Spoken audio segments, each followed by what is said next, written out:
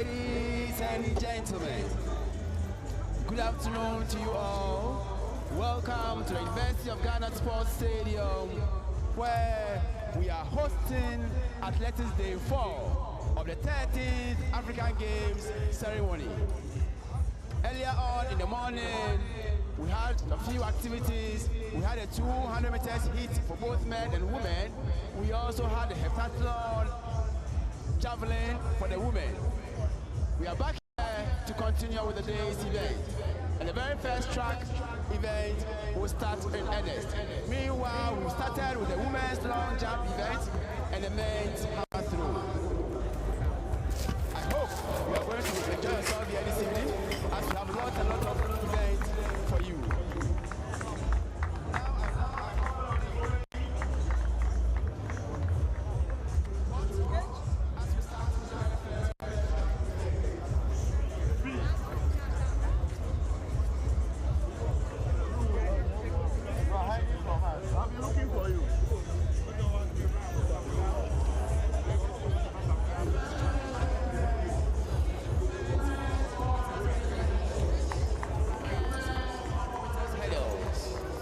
And I wish to remind you that the game's record is held by Jabber Adamuna from Algeria, set way back in 2007 in Algiers.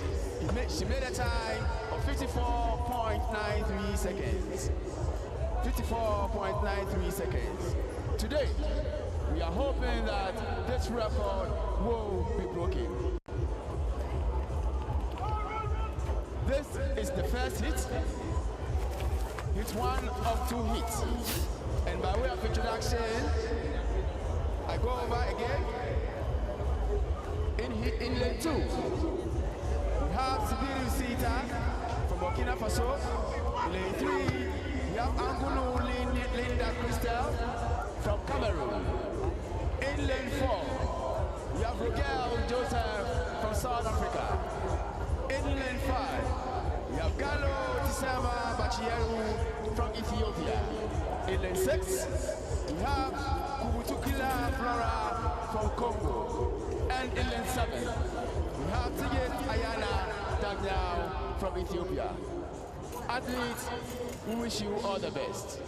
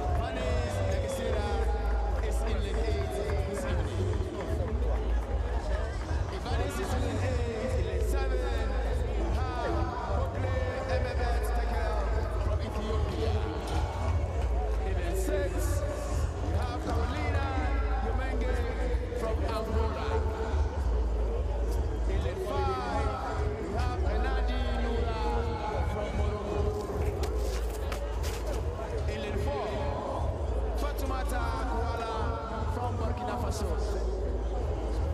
In the 2, athlete number 307, Asana Hamidou from Ghana. And in the 2, Kamagira Ashley Tinashi from Zimbabwe.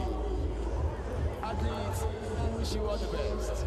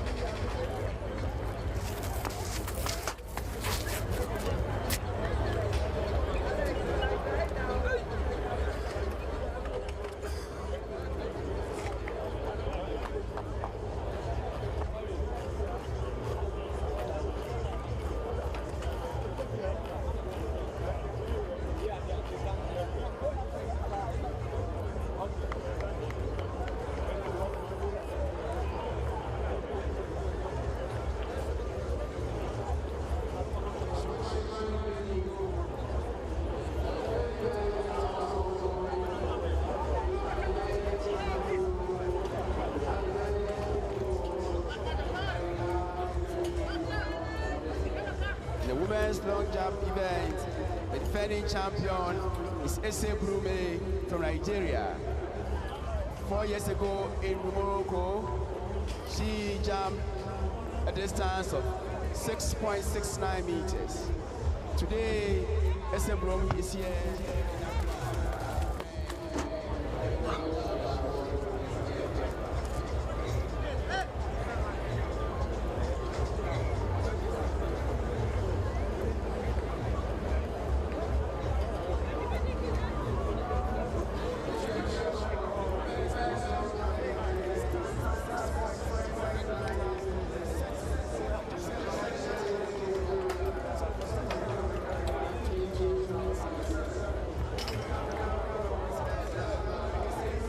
Here this evening, and the record stands at 7.17 meters. World record is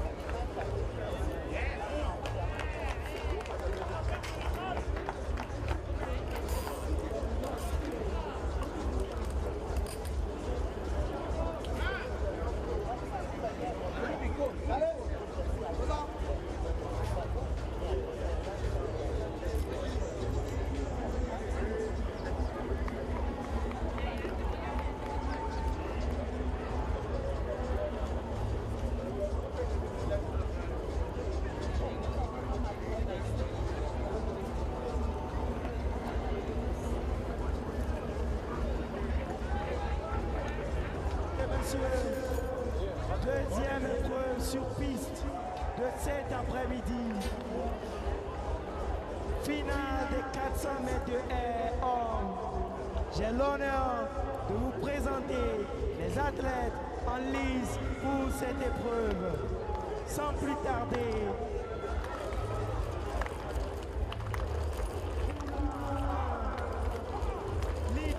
de la Sud-Afrique.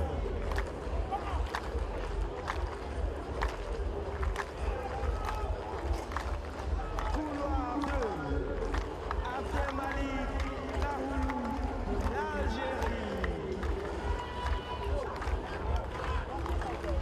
Couloir 3, Victor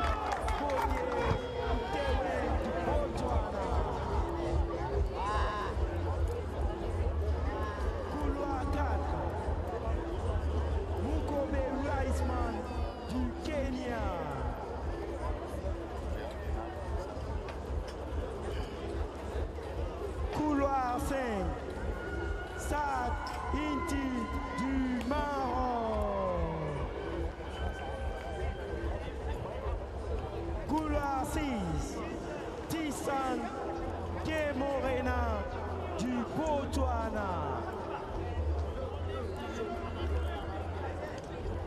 Couloir 7, El Mehdi Dimokrati du Maroc.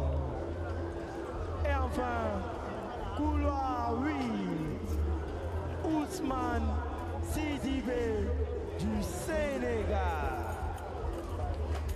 Mesdames et messieurs, voilà la liste de la finale des 400 mètres de air hommes. Cette finale qui promet du spectacle sur ce stade de l'Université du Ghana.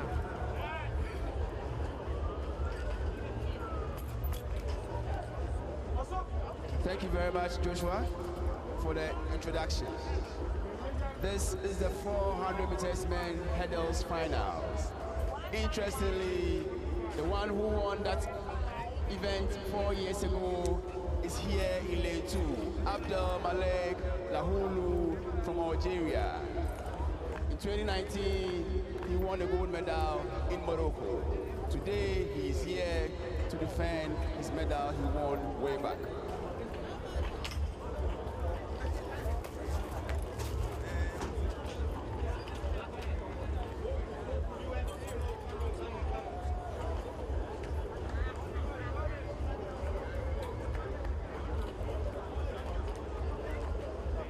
In the men's 400 meters hurdles, the game's record is held by Diaba Amadou from Senegal, set way back in 1987 in Nairobi, Kenya. The African record is held by Samuel Matete from Zambia, set in 1991. And the world record in the men's 400 meters hurdles is held by Wilhelm Kastan from Norway, set in 2021.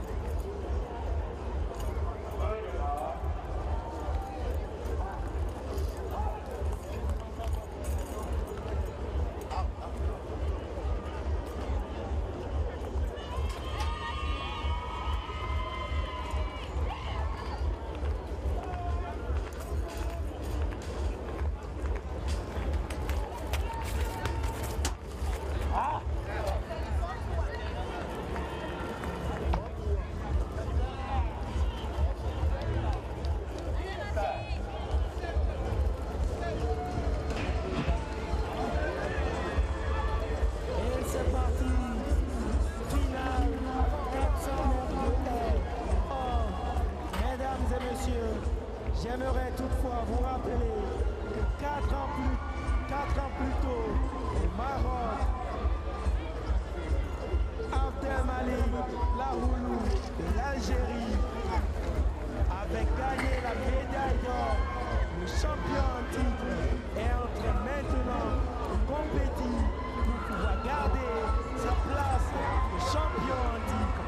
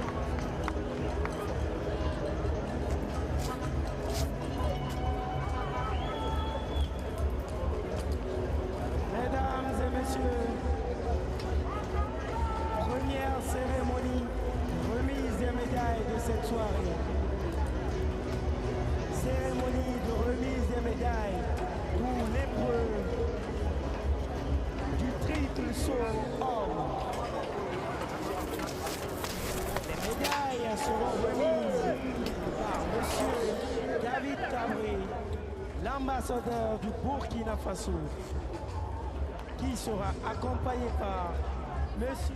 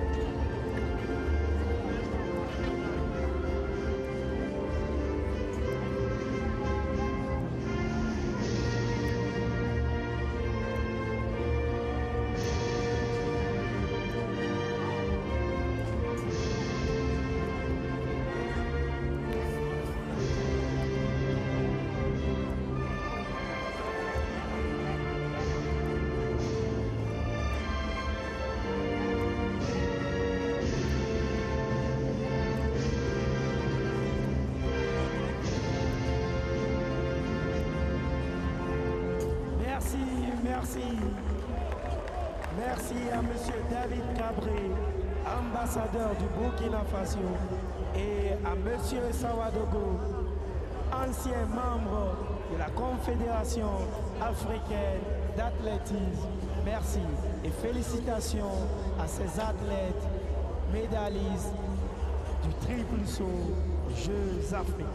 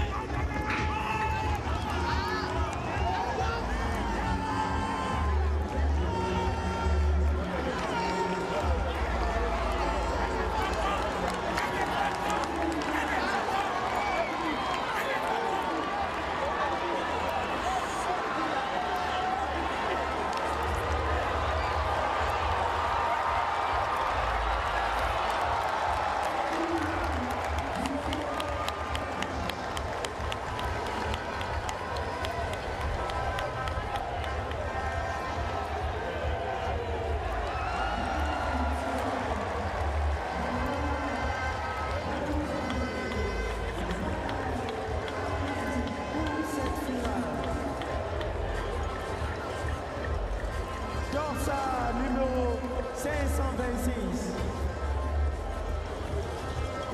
Van-Louis Falco de la Sud-Afrique.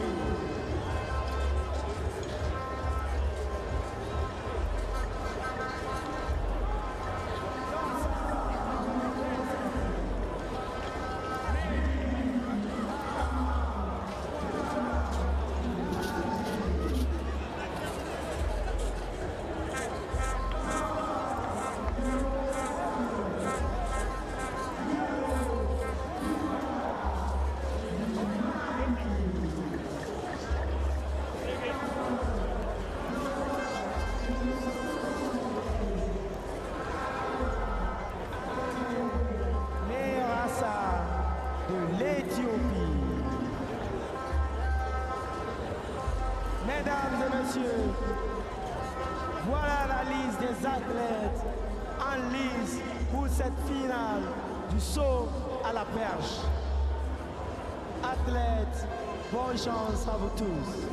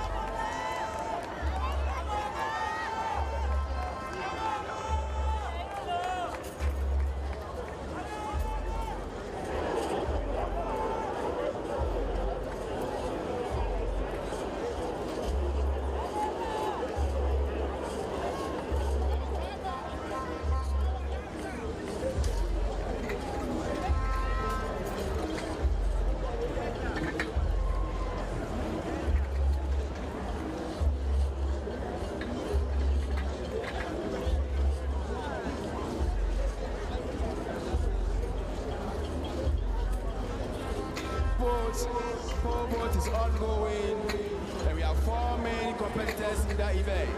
We have Van Wyk from South Africa, Mehdi Ama from Algeria, Diallo from Mali, Abeda Alemu from Ethiopia. Van Wyk will start from 4.80 meters. Mehdi Ama will start down from 5 meters. Diallo from Mali both stars to jump from 4.97 meters, and Abero Alemu from Ethiopia starts from 3.50 meters.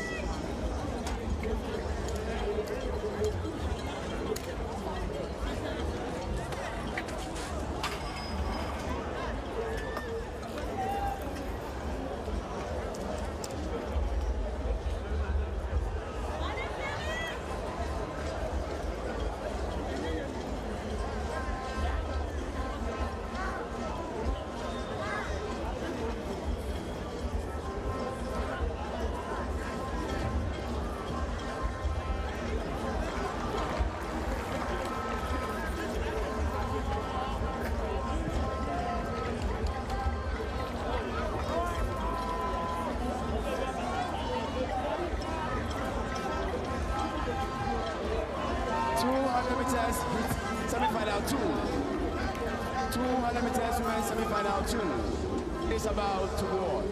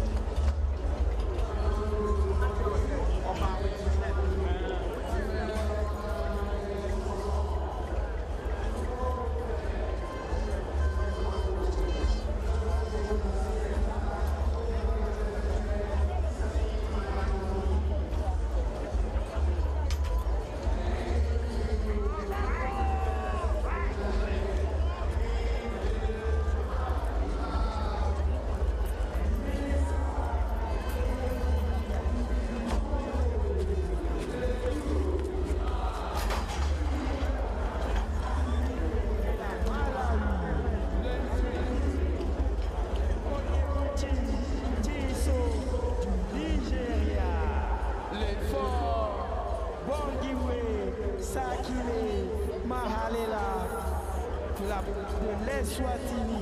Lane 5, we have Ngoye Akamabi Natasha du Congo. Lane 6, we have Chile Nougoui de la Sud-Afrique. Lane 7, Moï Otea de l'île Maurice. and in Lane 8, Banele Whitney Chabangou de la Sud-Afrique. Voici la liste des athlètes en lice pour cette troisième demi-finale. Athlètes, bonne chance à vous tous.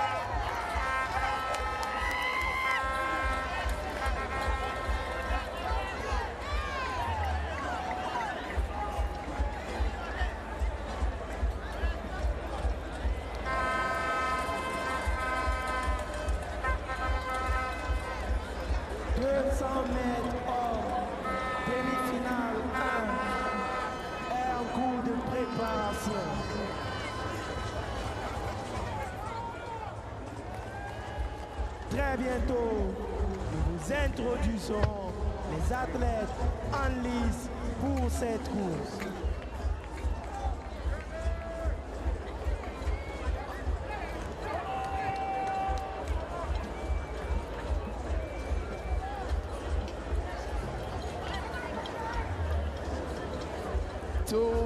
meters, semi-final one. I wish to remind you that the first two in each semi-finals qualifies automatically to the finals. They will be joined by the next two fastest time.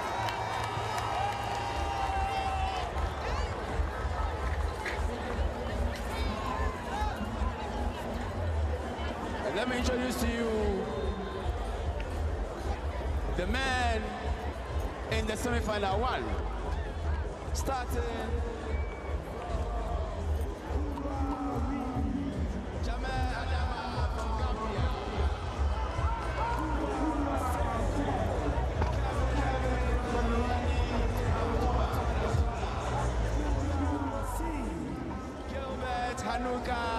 Namibia. Kula Sen. Consider Ekenam from Nigeria. Kula Ka. Claude Emmanuel from Cameroon. Kula 3. Gary Noel Jari Bibi from Mauritius. Kula 2. Solomon Hammond from Ghana. Et enfin, Kula 1. Jason Mandoze from Botswana.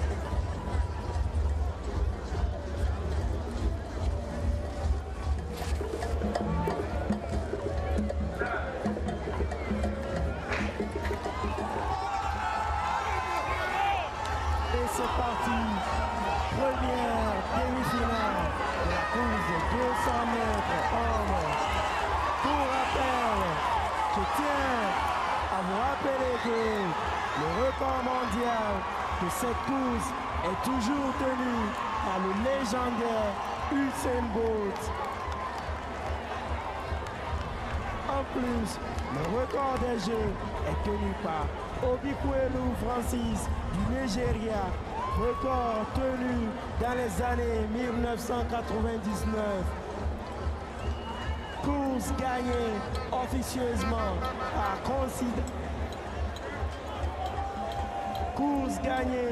officieusement par le Cameroun, Claude Emmanuel Ibé.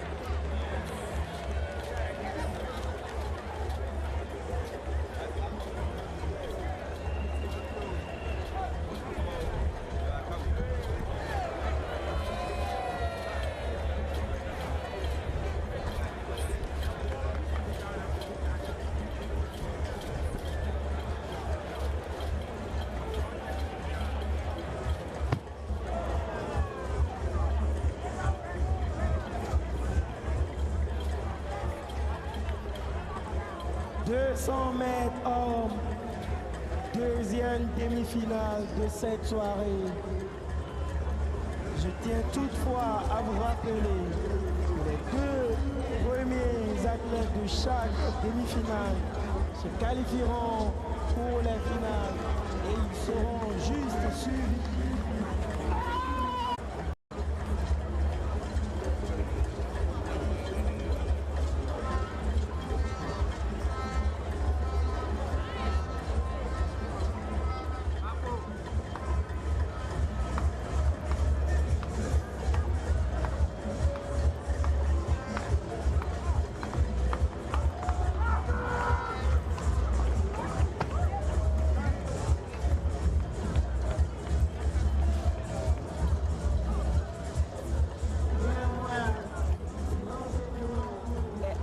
En cours et Mostafa de l'Égypte qui vient de faire un lancer majestueux de 73 mètres 65. Mais quel lancer, quelle puissance! Bravo Mostafa!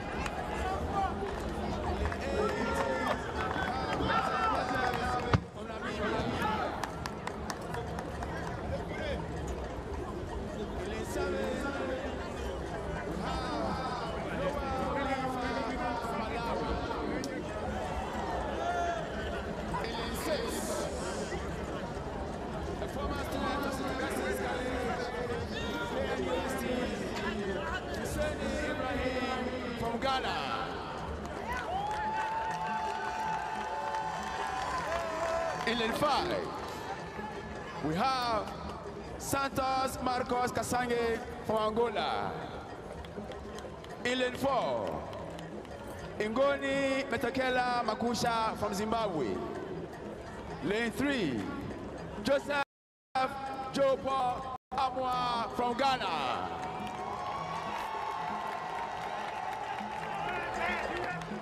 Lane 2, Lasconi Mulamba Dominic from DR Congo. And in lane 1, Fode Sissoko from Mali. Athletes, we wish you all the best.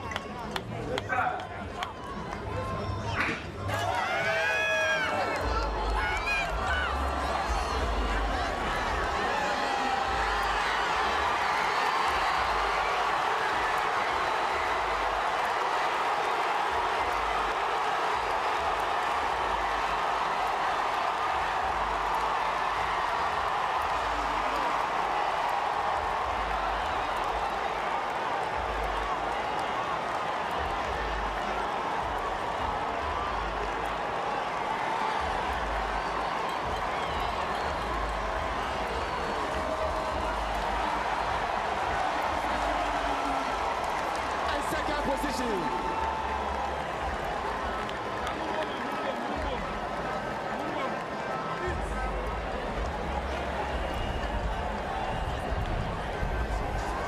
Medal presentation.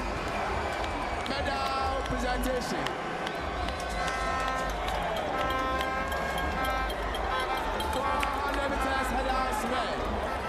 We present to you the winners in this category.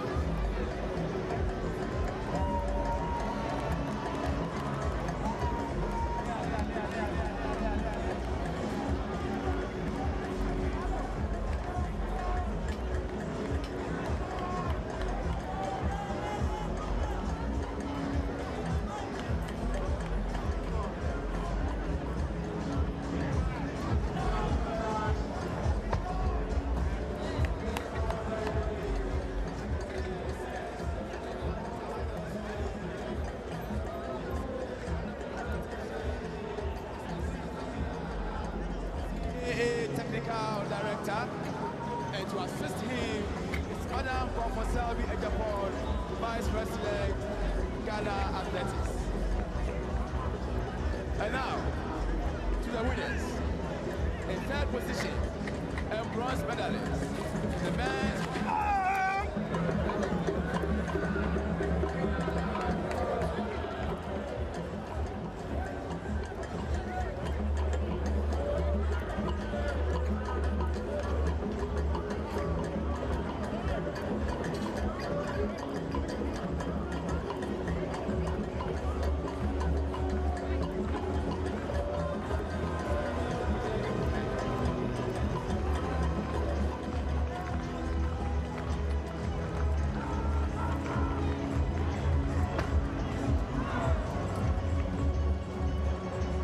second position, and the silver medalist goes to Victor Bonyeng Itweng, also from Botswana.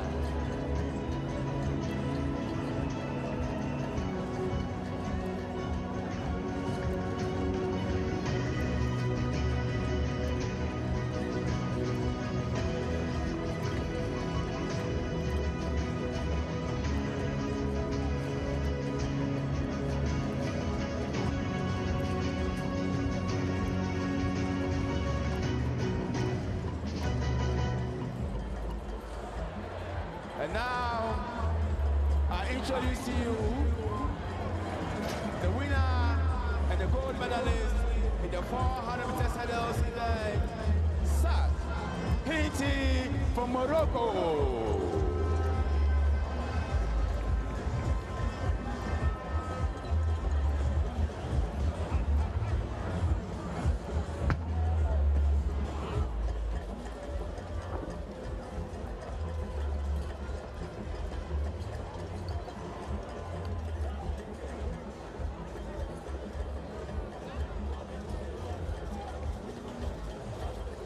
Thank you, Madam Selby and Mr. Aziz Dauda. And now, shall we all rise for the national anthem of Morocco?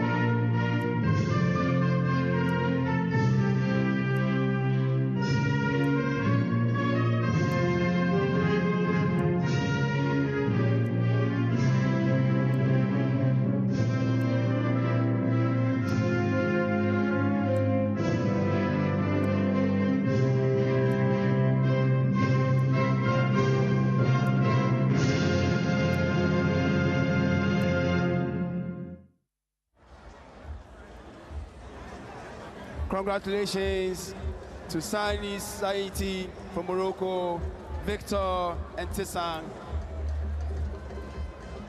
Du Kate Moeris Dodi des Seychelles. Lane 3, we have Sibou Sisson Bruno de l'Eswatini. Lane 4, Ngagele Berlina du Cameroun. Lane 5, Waweru Samuel du Kenya. and Lane 6, Alaba Olukule du Nigeria. and who is taking this one?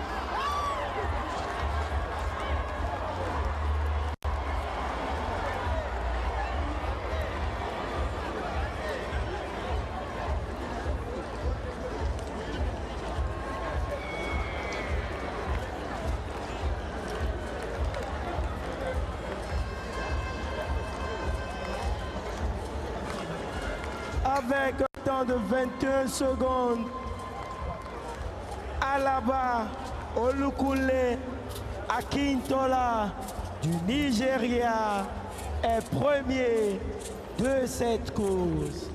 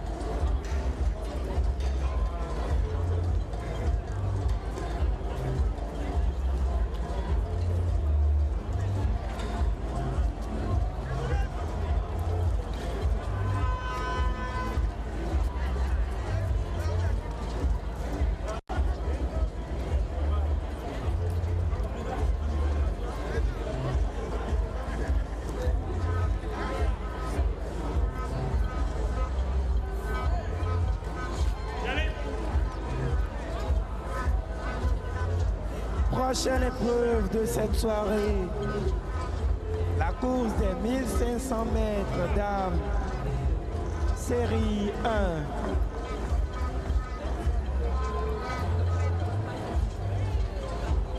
Mesdames et messieurs, nous vous introduiserons les athlètes très bientôt en lice pour cette course des 1500 mètres dames.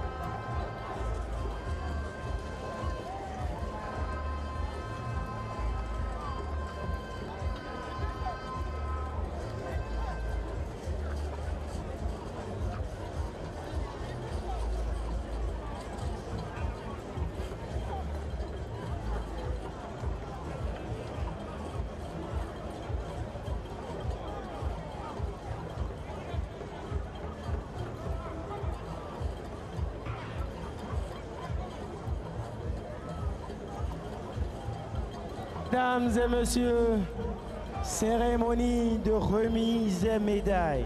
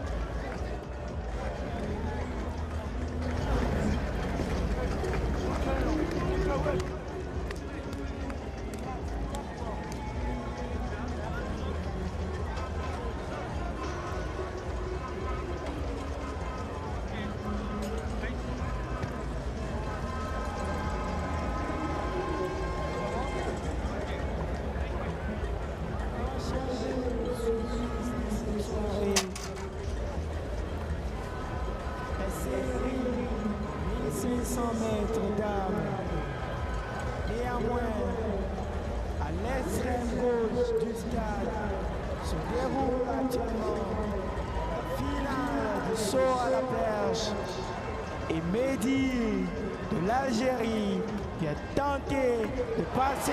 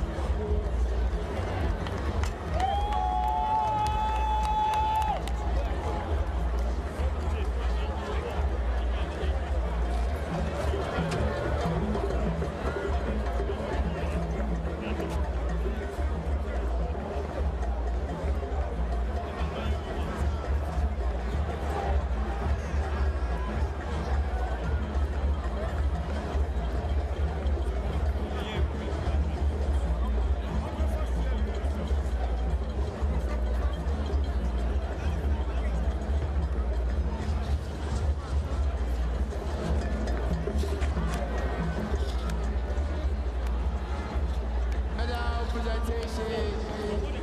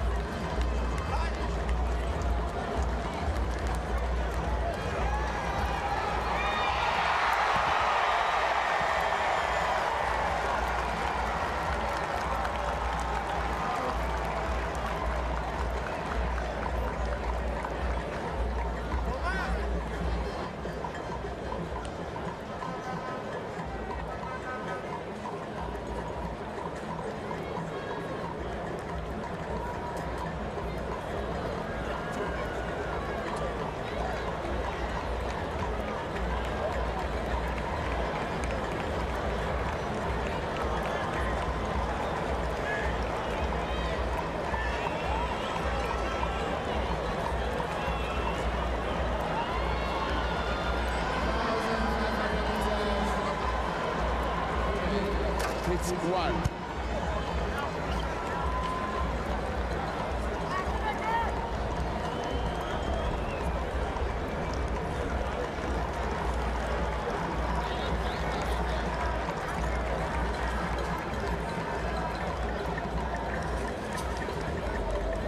Diallo Bakar from Mali, just going over the pole vault, the height of 5.10 meters. And now the medal presentation in the women's long jump event.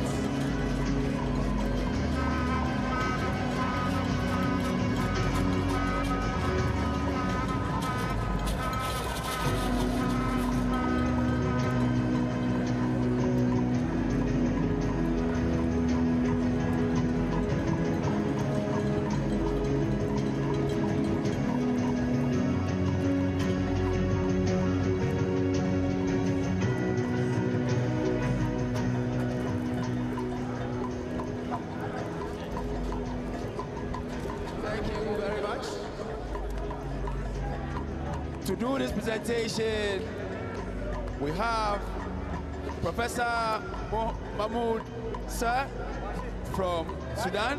He is the National Olympic Committee President in Sudan. To assist him is Mr. William Amache, a former national Ghanaian athlete. They will do the presentation in the women's long jump event.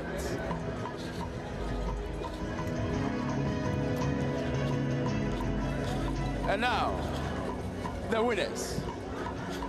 In the third position, we have Pristina Ochonogo from Nigeria.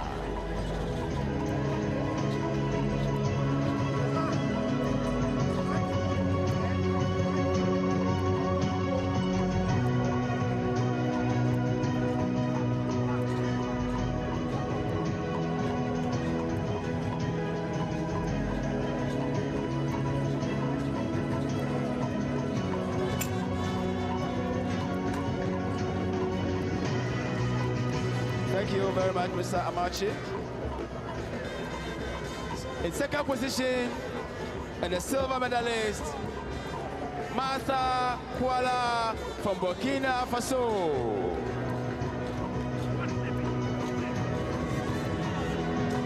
Professor Mahmoud Elsa, President of the Sudanese Olympic Committee will do the presentation.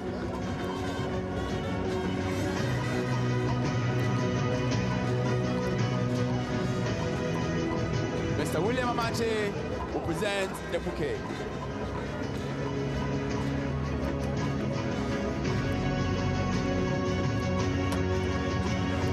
Well done, Martha. And now, I present to you the winner in the women's long jump event, Ese Brume from Nigeria.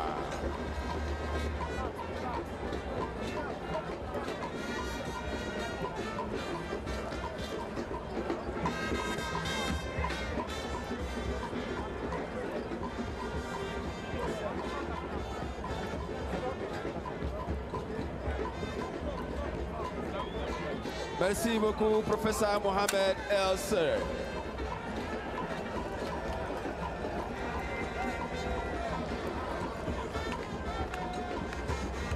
Thank you very much, sir. And now,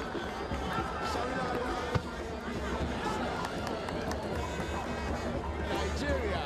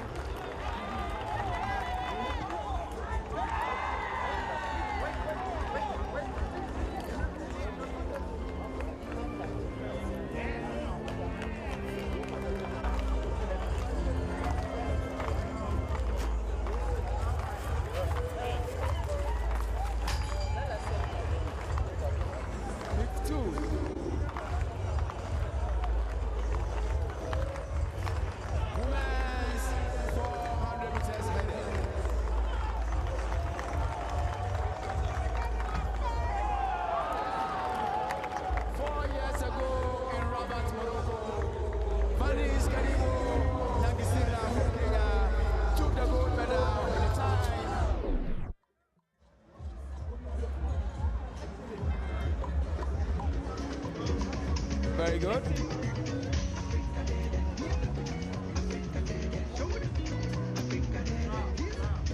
Merci beaucoup, Professor Mohamed Elsa and Mr. William Amache. There's a place where dreams come alive, where the rhythm of the land fills the air. Come and join us on this beautiful journey. Experience the African dream. Savannah to the deep blue sea. You the heartbeat of Soon, we shall introduce to you competitors in the women's discus throw.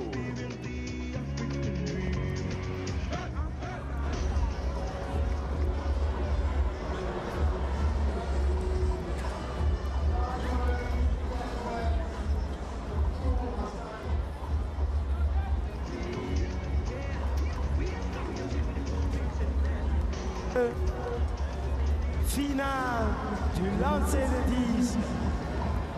Sans plus tarder, j'ai l'honneur de vous présenter les athlètes en lice pour cette épreuve. Athlète dorsal numéro 533, Isheke Sénégal de la Sud-Afrique. Athlète dorsal numéro 500, Obiageri Amechi du Nigeria. Athlète dorsal numéro 223, Alemitou Teklesla de l'Éthiopie. Athlète dorsal numéro 529, Ashley Erasmus de la Sud-Afrique. Athlète dorsal numéro 416, Kone Nassira du Mali. Athlète dorsal numéro 279, Maria Felisa Okomo de la Guinée équatoriale. Athlète dorsal numéro 490, Chioma Onekere du Nigeria. Athlète dorsal numéro 544, Yolandi Stander de la Sud-Afrique. Athlète dorsal numéro 486, Ashley Ifoma Anuba du Nigeria. Athlète dorsal numéro 131, Nora Atim Moni du Cameroun. Athlète dorsal numéro 137, Yelena Mokoka de la RD Congo.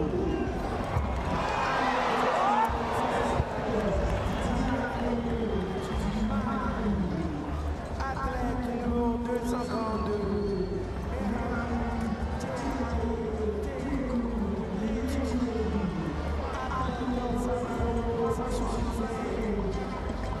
Nyashama Rosely du Kenya.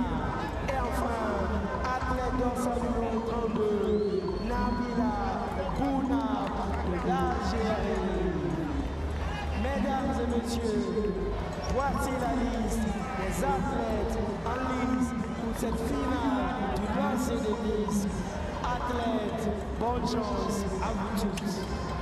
Bonne chance à vous tous. Thank you very much, Joshua. Meanwhile, the women's 1,500 meters is still a long way.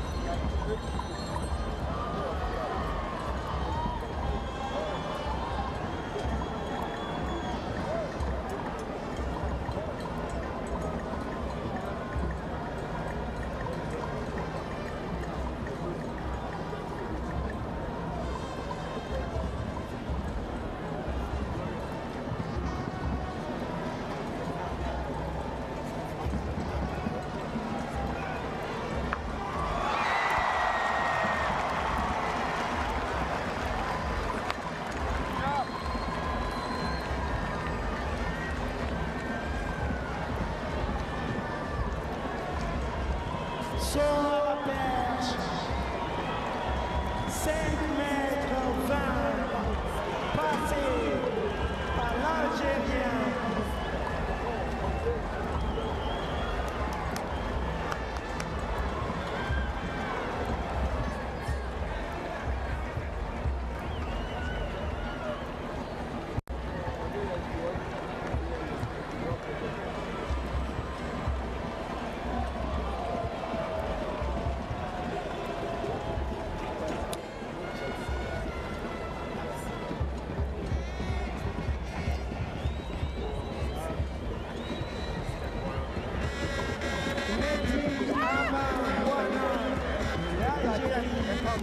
Vient juste de passer la hauteur de 5 mètres 20.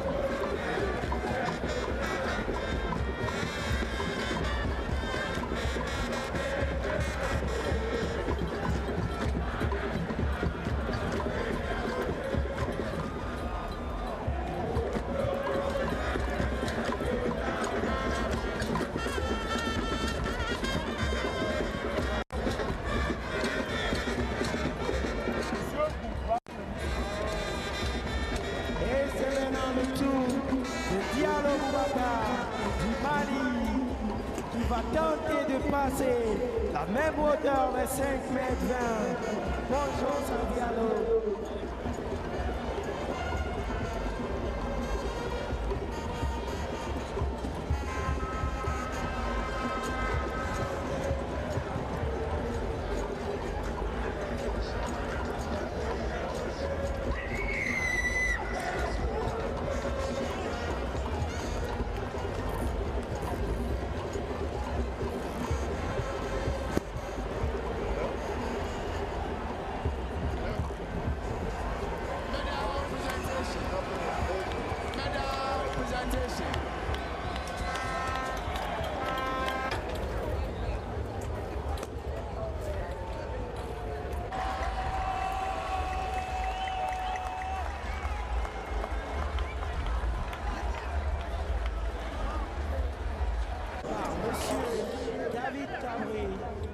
ambassadeurs du Burkina Faso.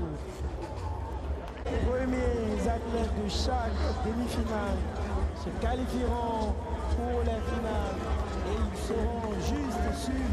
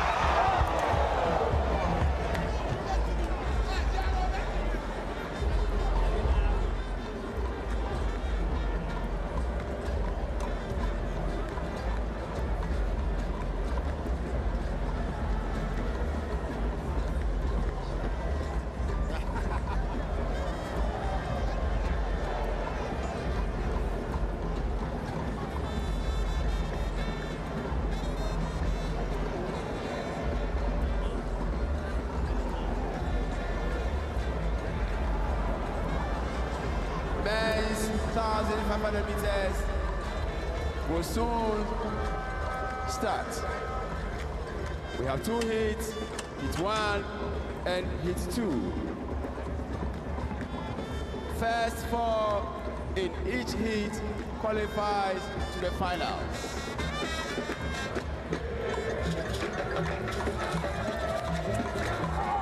Maintenant, la nouvelle hauteur de la perche. Première tentative par Diallo Boubacar du Mali. Malheureusement raté.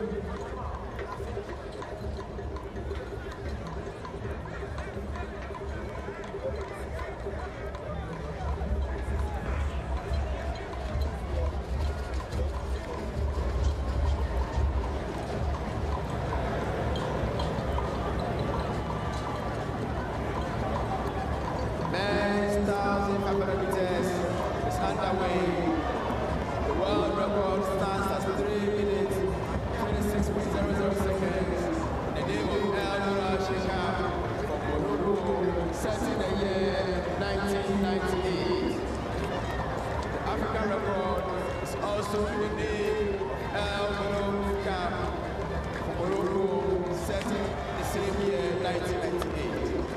The game's record is held by Kayi Nobet, Tanzania, set in 1978.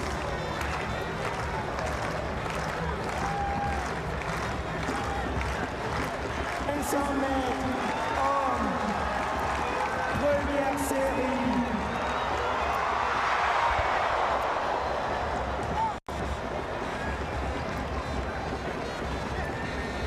Quatre premiers athlètes de chaque série se qualifieront pour la finale. Et ils seront rejoints par les 4 plus rapides athlètes. Je tiens toutefois à vous rappeler que le record mondial de la course des 1500 mètres hors est toujours tenu avec un temps de 3 minutes 26 secondes par El Guerrouj Hicham du Maroc, record tenu dans les années 1998. El Guerrouj Hicham qui tient aussi le record africain des 1500 mètres hors.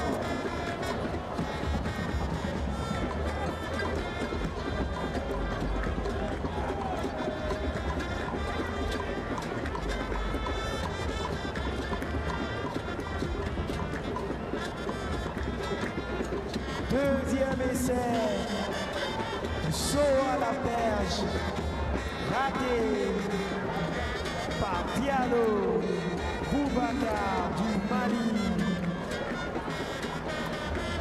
Nous souhaitons à Diallo une très bonne chance pour ses essais restants.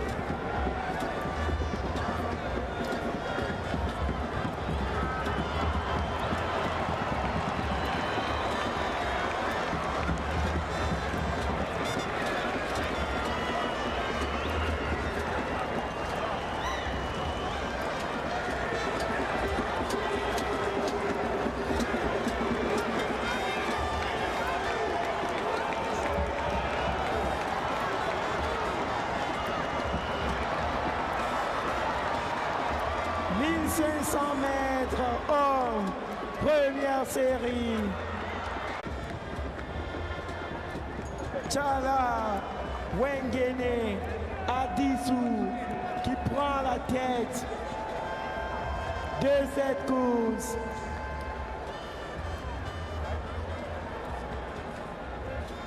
Remontée de situation. Cohen Bryan qui dominait carrément cette course, mais qui vient d'être devancé à la dernière minute par Chala Wengene Adissou de l'Éthiopie. Néanmoins, j'aimerais vous rappeler que les 4 premiers athlètes de chaque série se qualifieront pour la finale et ils seront raccompagnés de rapides athlètes.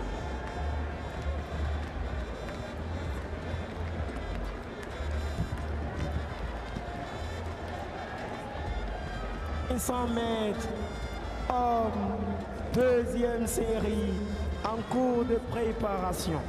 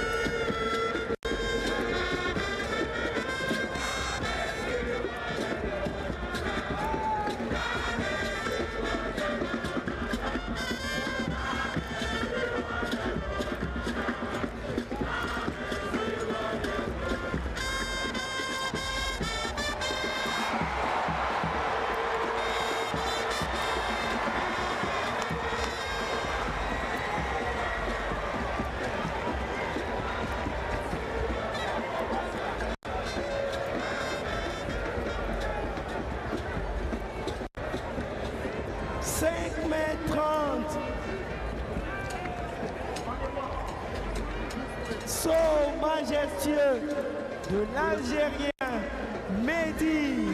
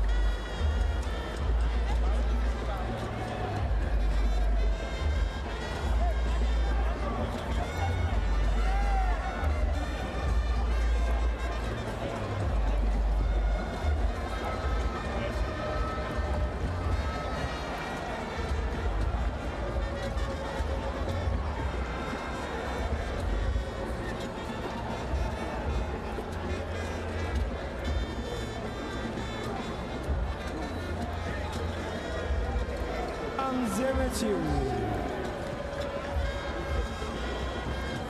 votre attention s'il vous plaît. Finale, saut à la perche.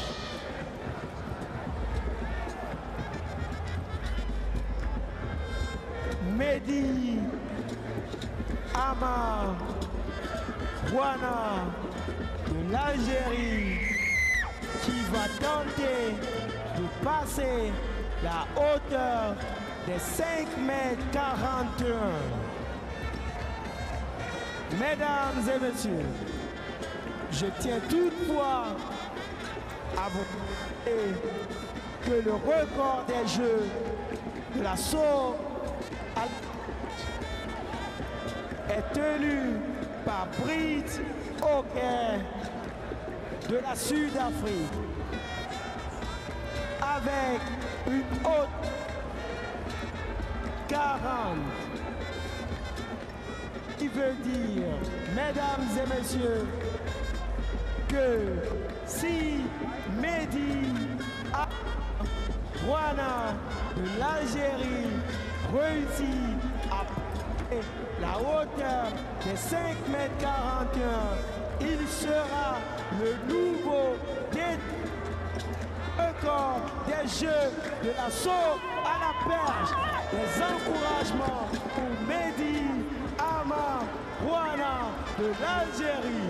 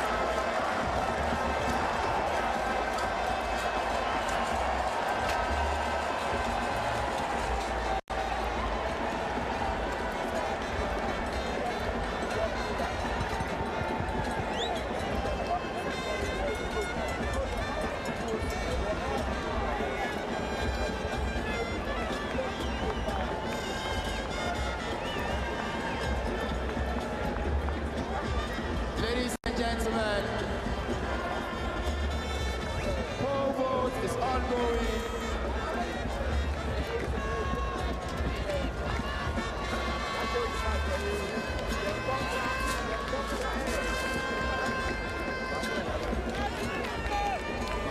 The forward flag, Meji Amauna is attempting to clear a height of 5.41, and if he's able to clear this height, he sets a new games record in the forward lane, which stands at 5.40 meters.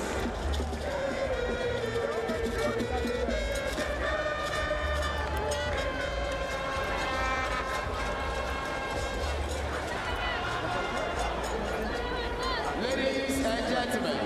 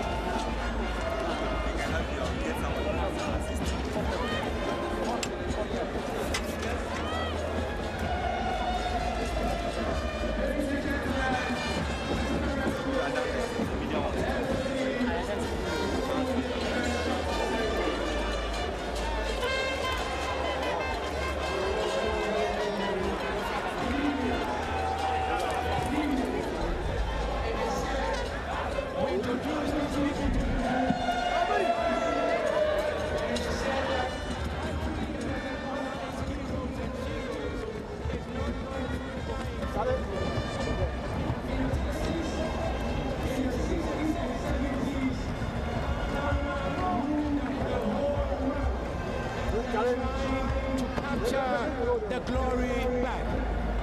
Here are some of the people that ruled Ghana, and we are going to introduce them to you one by one. The first is Willie Amachi. Willie ran in the 1984 Olympics. Let's give him a big round of applause, please. Sandy Osei-Agyemang was the Ghana Athletics Association president. He ran in the 1960s.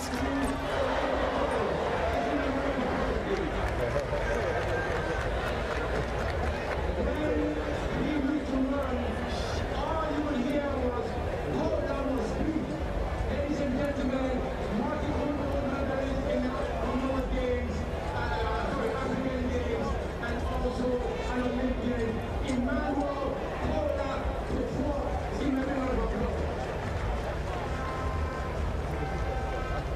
This gentleman, when he was in top 5, ran the 100 and 200 meters for Ghana, and to date, he is the only gentleman who has been able to win a 100 meters medal outside Africa. He's also the only gentleman who has been able to win an African gold in the 100 and 200 at the same African Games.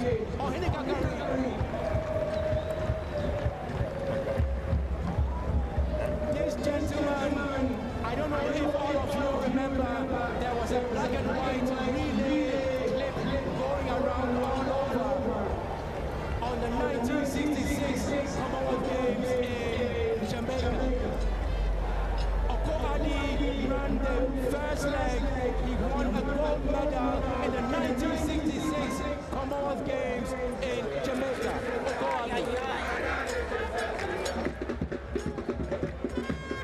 Multiple African queen. She won the 100 and the 200 gold medal. She broke a record for the African Games. She ran in Ghana for Ghana in the Olympic Games. Her name, Hannah Afriye.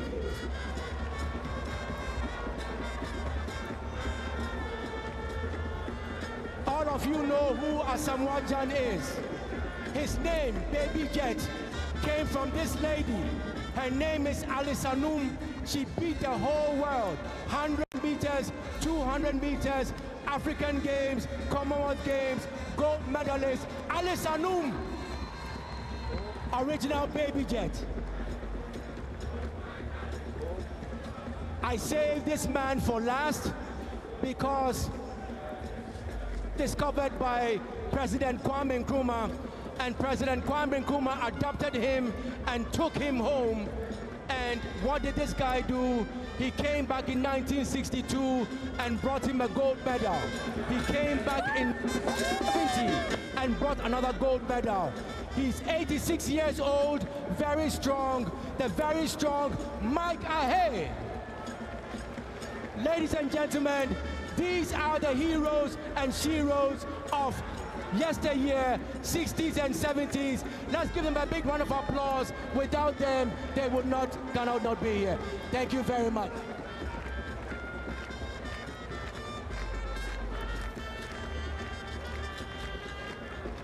Thank you very much, Mr. Rex Bobe, a member of the local organizing committee of the 13th African Games.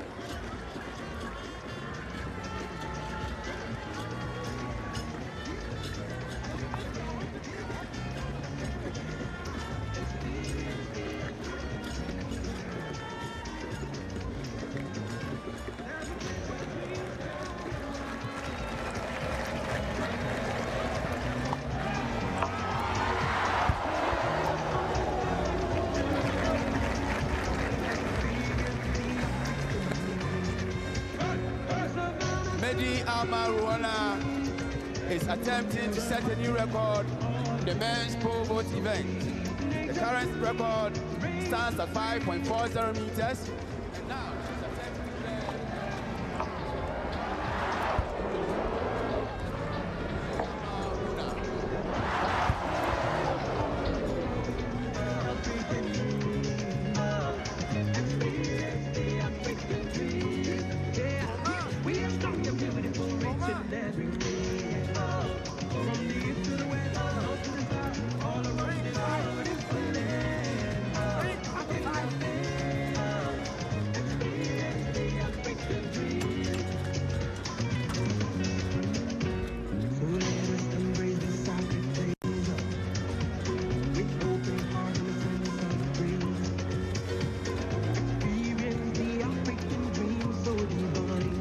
Forever in our hearts and minds.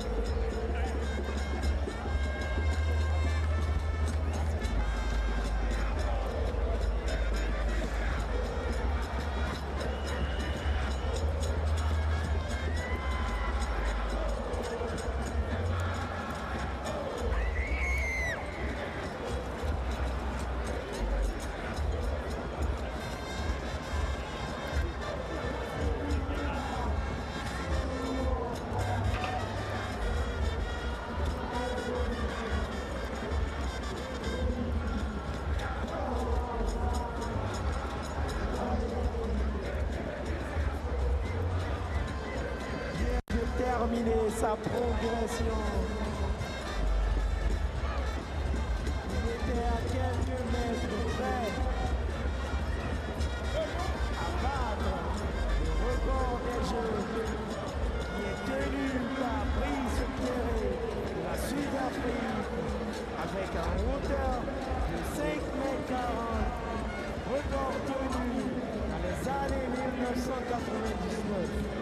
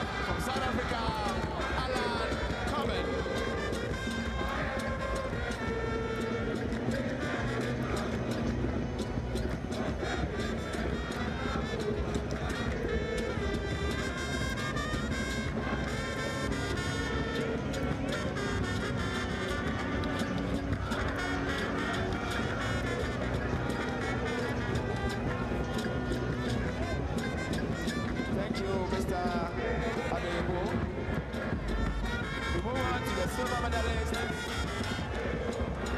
Second position, a gold medalist, silver medalist from Tunisia. We have Mohsen Anani.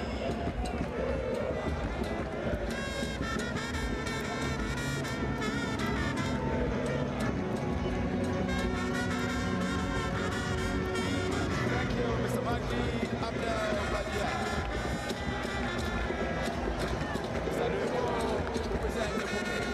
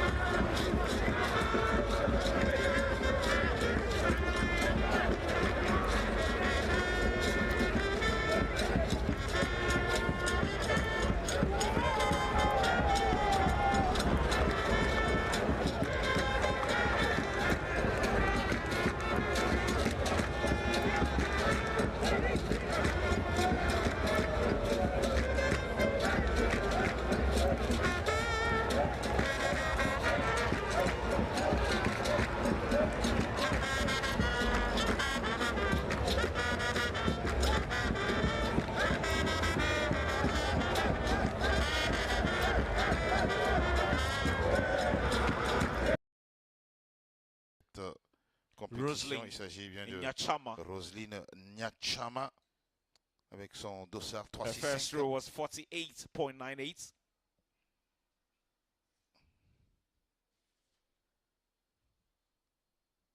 Avec Her second premier attempt jet à did not 48-98. Elle est And she's devant, attempting a third probablement, bien sûr. throw.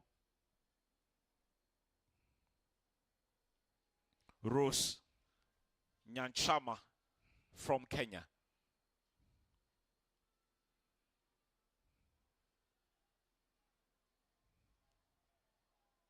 She's in 9th position at this Et point. on va revoir sûrement Way out of the 50-90. medals Nouveau at record this point. national pour le Kenya.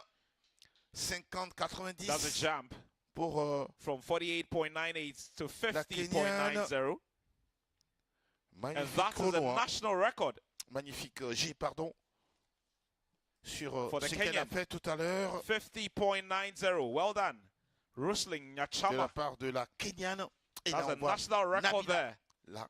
l'Algérienne, qui était à 44-79 pour son meilleur jusqu'à présent. Et on verra exactement à combien cela est arrivé maintenant pour...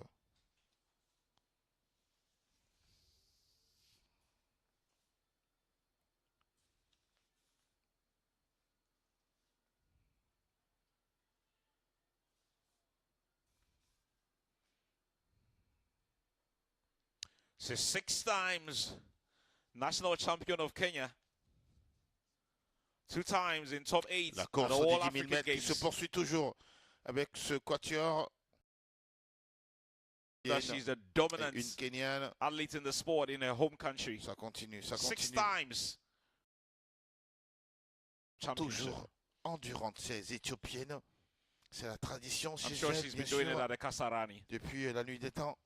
Absolutely. Je Sonia rappelle Chama, de Haïlé a great Gebrselassie, record for him personally, for her bien sûr, personally. qui reste une légende, After being cette national discipline champion dans 6 son times pays. in the past, she's also tout comme finished in the top 8 2 times d'autres, in the bien sûr, African Games Elisa Bekele également, and once in the African est Championship. She's restée not any longtemps younger. dans l'histoire. She's 33 years of age.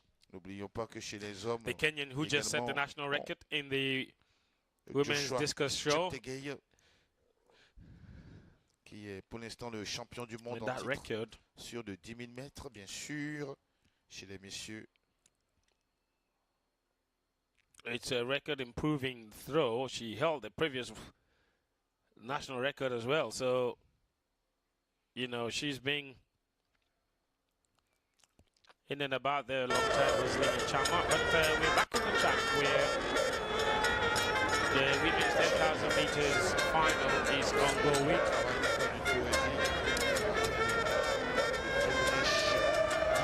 Three Ethiopians and one Kenyan out in the front.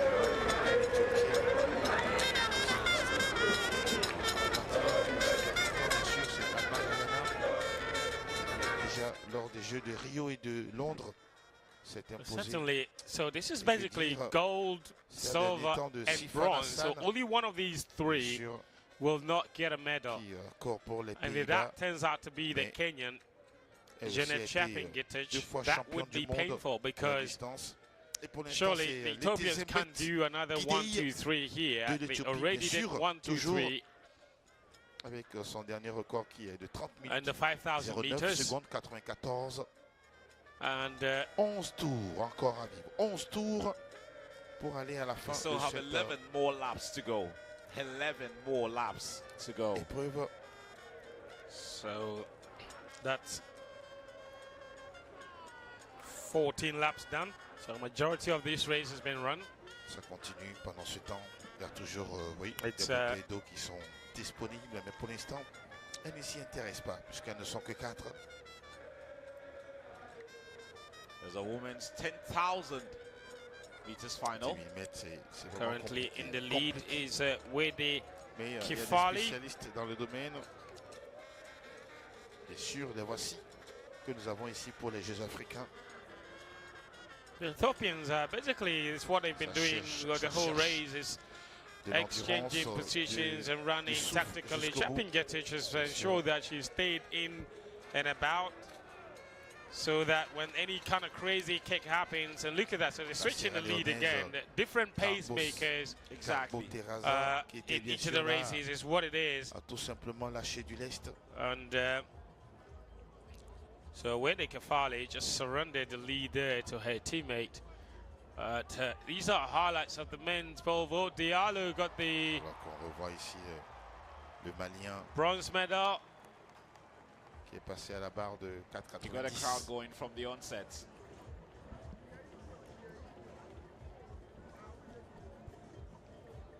So great. It's a fantastic. Il avait de la marge. Hein. Oui, de la marge sur ce saut. Bien sûr. The Il men's avait pole de vault le final is réaliser. I beg your pardon, Mais Boubacar à la Diallo, fin, he got c'est the bien. silver medal. It's a fantastic Jacques silver Merty, medal lui, for him, le voici. 5.00. Il s'est imposé avec la médaille Rami d'or. Mehdi got the gold, Il est allé à and there was a 5,30 wonderful gold Mesdames et medal messieurs, at 5.30, il a échoué à attempted 5,41. the African Games record Il a at voulu réaliser le record, 5.41, détenir ce record, but mais didn't c'était pas quite le cas. make it. It's a Mais il a Abera quand même Alewu tout of tenté, Ethiopia tout who's tenté. got the bronze, and Il s'est I'm arrêté à sure 5,30. the medal ceremony of this event Sûr pour Jacques will be Merty. happening really shortly. So congratulations, that's the men's pole vault champion from Algeria, Amar Ruwana Mehdi, 5.30, flying and leaping above Le voici. everybody else, Salué par la foule. almost going into the dark clouds of Accra. Son concurrent, And bien that sûr, makes sur it cette gold medal distance. number 24 for the Algerians. Alors que Back on track, they are lapping the Sierra Leonean Teresa athletes. Carboel se demande si elle pourra encore continuer parce qu'elle Teresa est très très Cambo, loin. but credit to her Désormais for even attempting this in the par les first place. voitures. Not an easy race. Elle n'est plus dans la course Diallo, comme il se doit. Boubacar du Mali. So that's the national anthem. Donc, voilà. Les Éthiopiennes vont prendre le pouvoir devant la Kenyane. Not national Hey, so anthem, I beg far. your pardon. So Diallo getting his medal. The medal ceremony for the men's pole vault is Alors what's que de l'autre happening on côté, the se déroule la field cérémonie de at the remise de moment. médailles justement pour le concours du saut There's à la all perche. smiles for the Malian. Le sourire de Diallo, Look at that, taquiné Boubacar bien sûr Diallo. par l'Algérien. La médaille de bronze, Great la médaille d'argent. medal. Et maintenant, la médaille de bronze pour l'Algérien Jacques Merty. He'll be very happy to go home to Bamako or Kais or Mopti Quelques instants, or nous any of allons those beautiful écouter cities. l'hymne where But look that at de that gold l'Algérie. medalist. Le voici bien sûr. Amar Ruwana Mehdi, médaille d'or. 5.30. À la perche. 0 for the gold medal for Algeria. A wonderful gold medal for Algeria. Bravo Mehdi, bravo Boubacar et bravo Merassa. Maintenant, mesdames et messieurs, veuillons nous lever We pour get to hear the observer national anthems l'hymne very national shortly. de l'Algérie.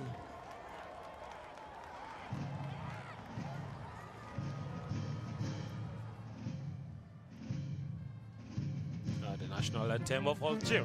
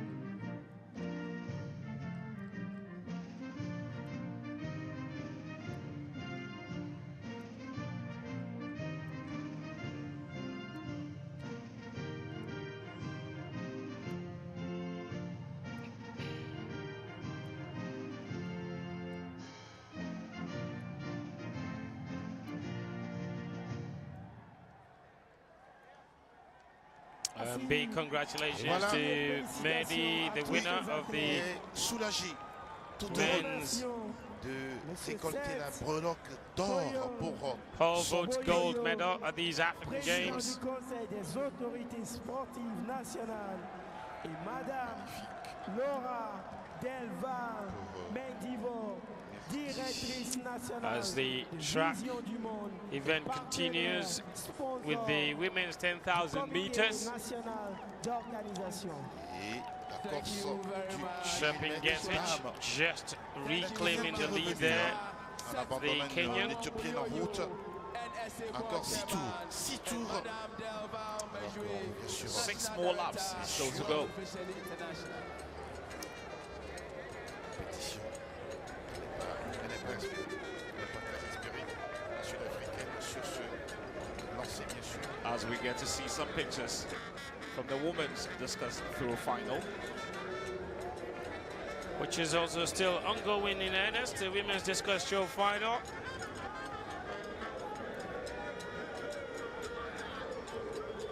Ici, la Sud-Africaine Ashley.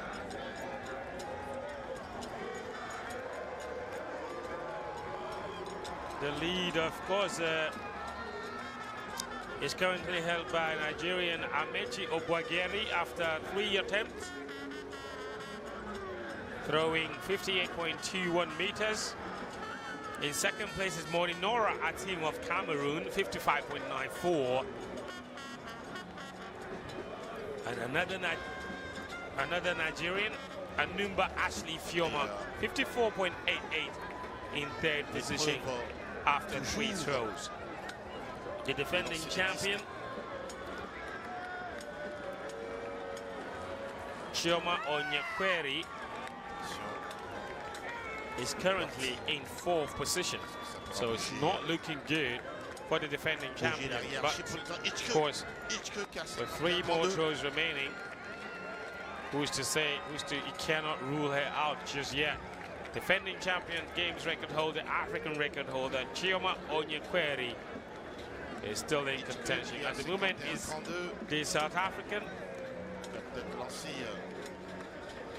Senegal Ishke, and back on the track is the Kenyan who has taken the lead, Janet Chepingetic. And one Ethiopian has dropped by the wayside, and it's just left with 2 Ethiopians right now. I think it's Aberu Ayana. So at this point it's gold for Kenya. At this point it's gold for Kenya, silver. So it's Mulisa Aberu Ayana who has dropped out.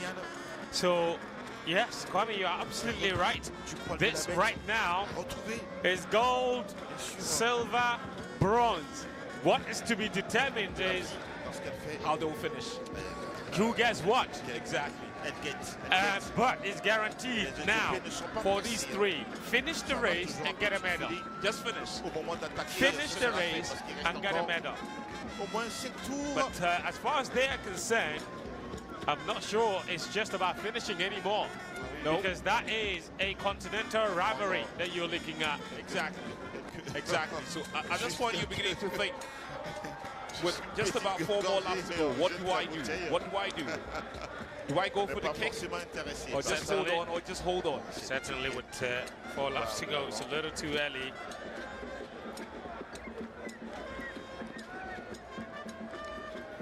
Ce temps d'entretien, de la bonne ambiance dans les travées du stade de l'Égole And she's ranked 63 in the women's 10,000 meters, so she's not a top 10,000 meter runner. Not at all. But she is in here, and she is angling for a medal. They're lapping the Sierra Leonean twice, but like I said, big credit for her for even trying, attempting to go around the track 25 times. That is incredibly brave from Theresa Gakpo. Absolutely incredible. I mean, knowing very well that she was going to be up against the Ethiopians and the Kenyan in the race. It was always going to be a big ask. She's going to be loved again, but I guess the experience would mean a lot to her. And well, look at that. You can tell that they're up in the ante now, and they surely look at Jeanette Chapingetic. He's running with great determination. And she herself is typically cross-country runner. Allez constater le finish de cette course. Jeanette Chapingetic.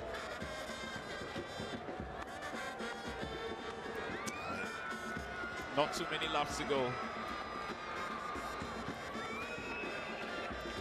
Attention, elle prend une gorgée d'eau. C'est rare depuis le début de la course. And here, les choses intéressantes vont commencer désormais parce que là, on va mettre en place sa stratégie d'attaque. This is going to get very frantic, very shortly. Janet, and that's the face, bien Chapingetic is looking at the finish line up there. But it's Kefele Bellew waiting, who is pursuing her with great determination. And now surely Tika Namari has been left behind. It's going to be a two-horse race, and that's the bell. It's going to be between Jeanette Chapingetic and, of course, Kefele Bellew. It's Kenya against Ethiopia, as we've seen in every long-distance race over the last 50 years. It's always Kenya against Ethiopia.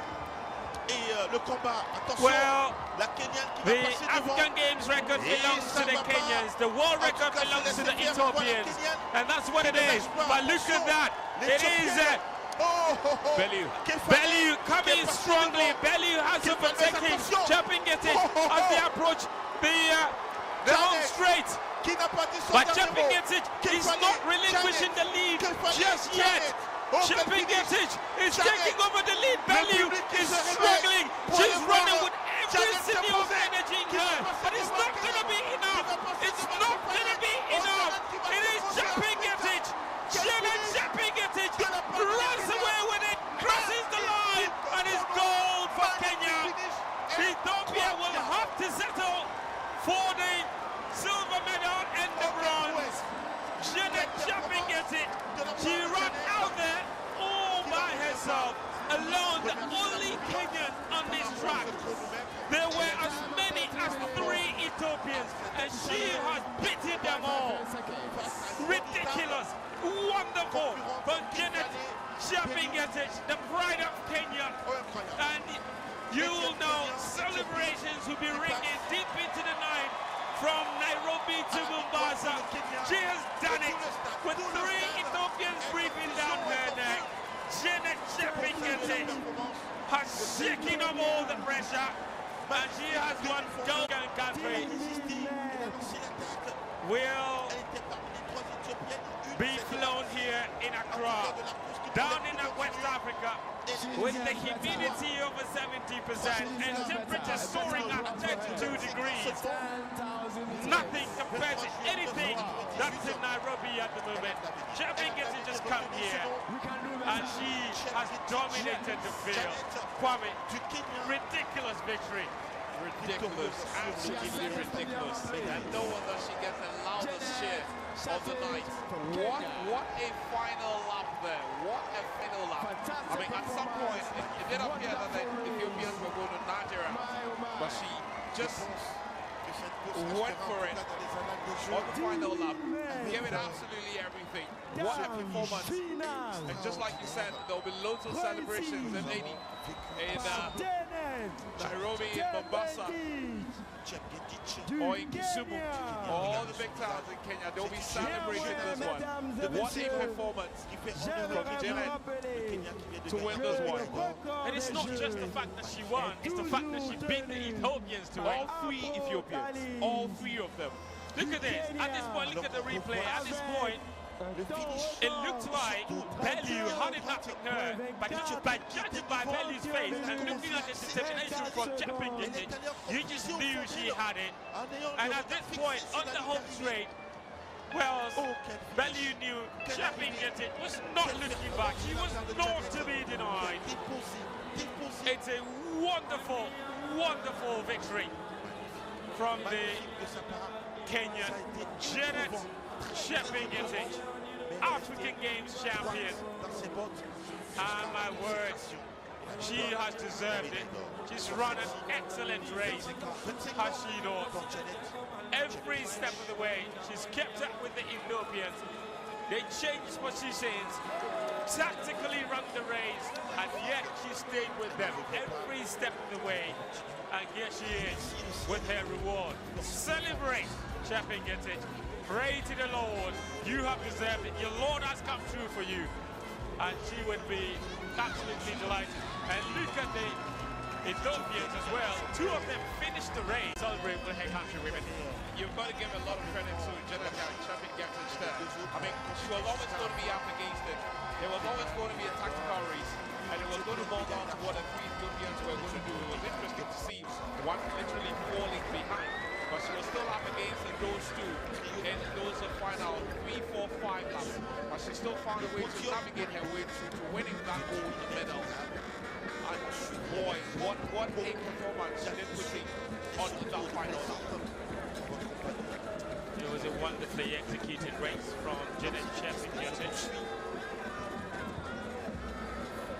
And for many people that think that long distance races are boring, I tell them all the time, maybe you just don't love the sport enough, because the amount of excitement that you can get from a race like this, 33, 37, 0-0 flat to get the win. Bellew 33, 38. To come to with the silver, and of course the bronze medal going straight to another Ethiopian, as was guaranteed.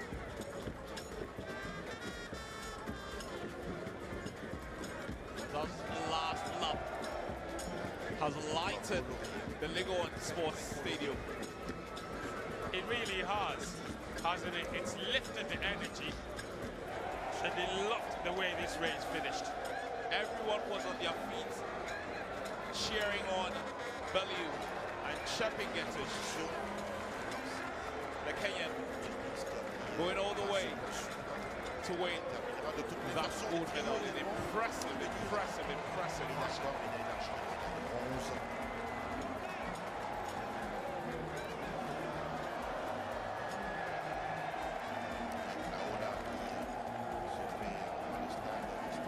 So another goal for Kenya, but two crucial medals for Ethiopia as well.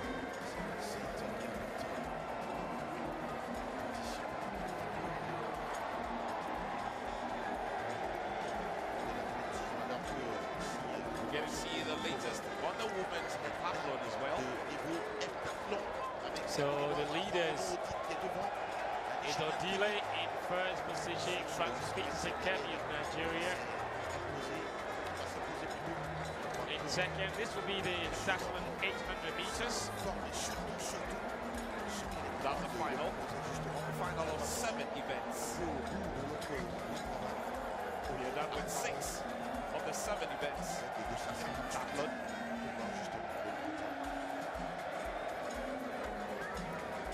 And the leaders will be looking for a good time to add up to their point haul and possibly win a medal.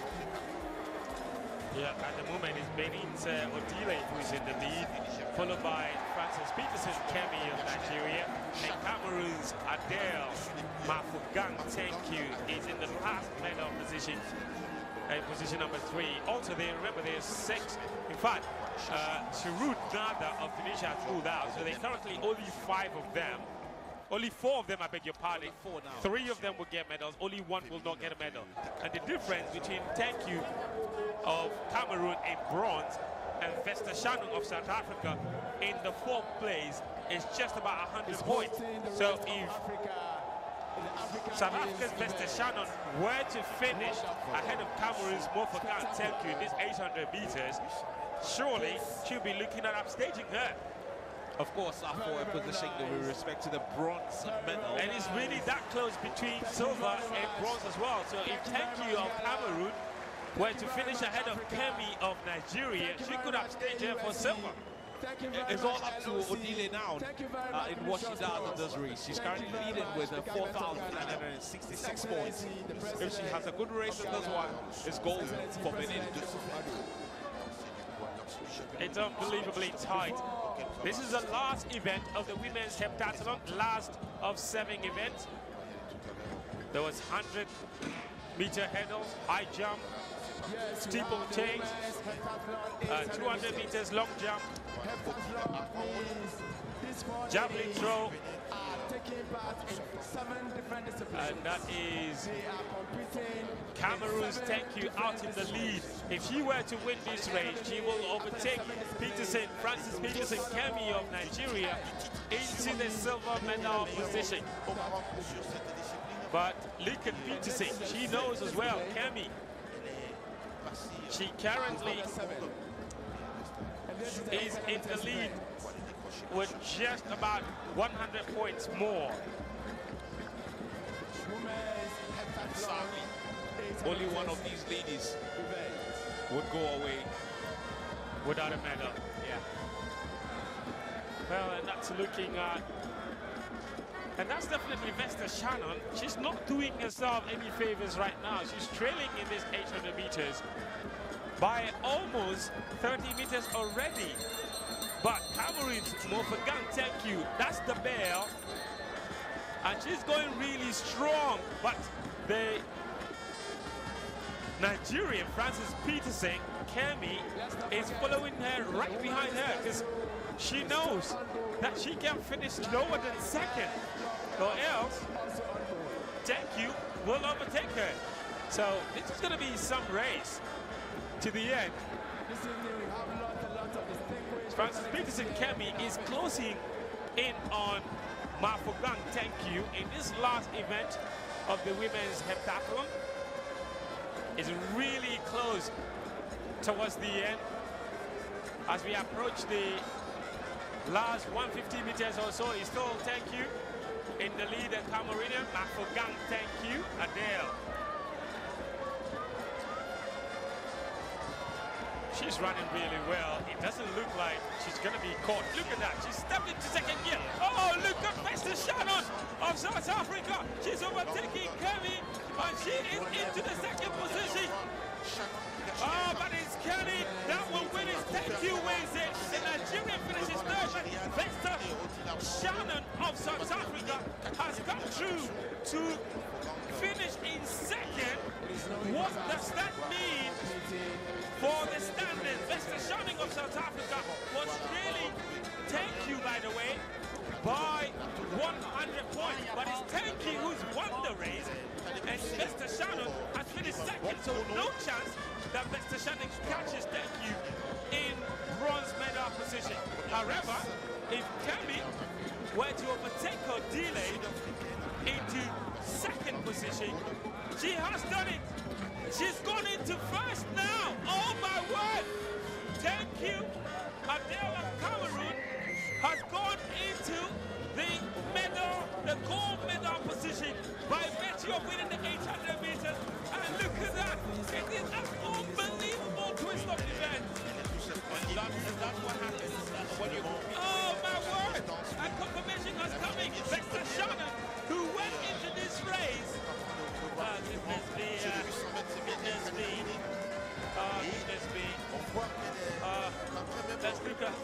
Let's relax, calm down everybody. Odile Anwadu of Benin remains in the lead, unassailable.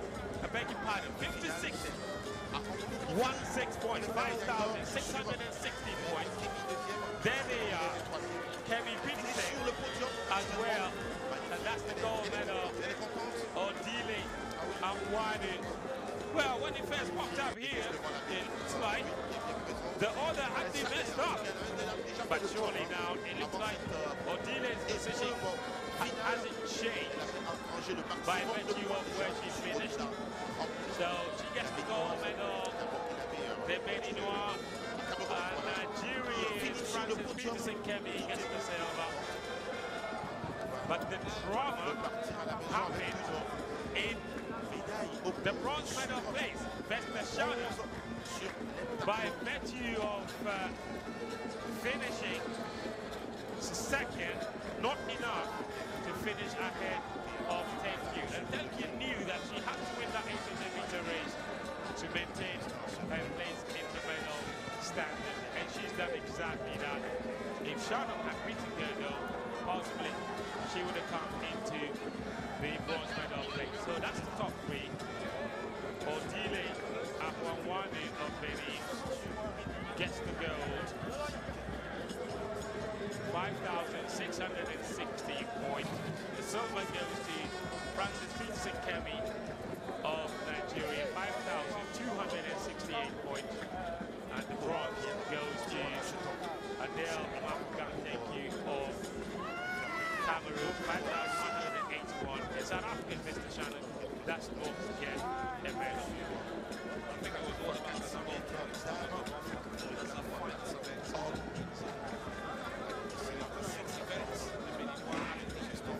Just about enough. Champion au niveau de l'Heptathlon. All of that effort in 7 very, very tough sporting events. She was only good enough for position. That was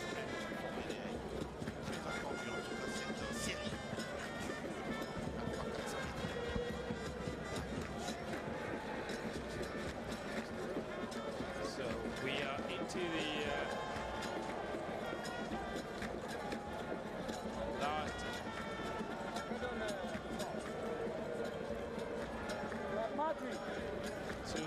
track events of the evening. That would be the 4x400 meter relays heat, men and women.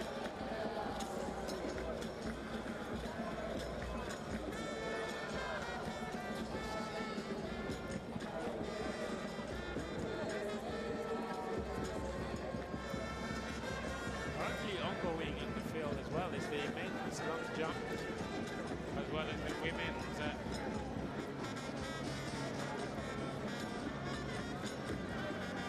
discus throw.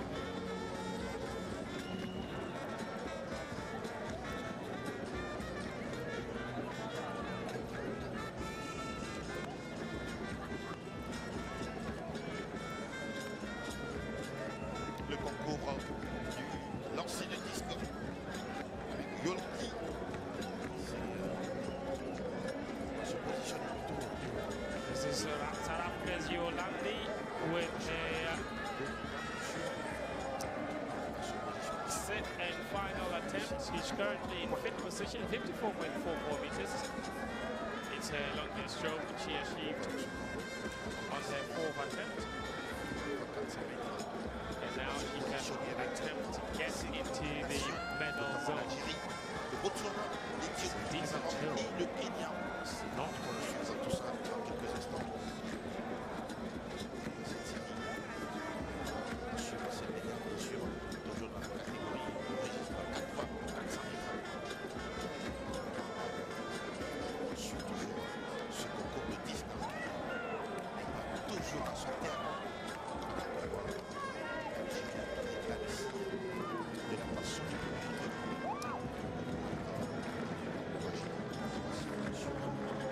This is the defending champion.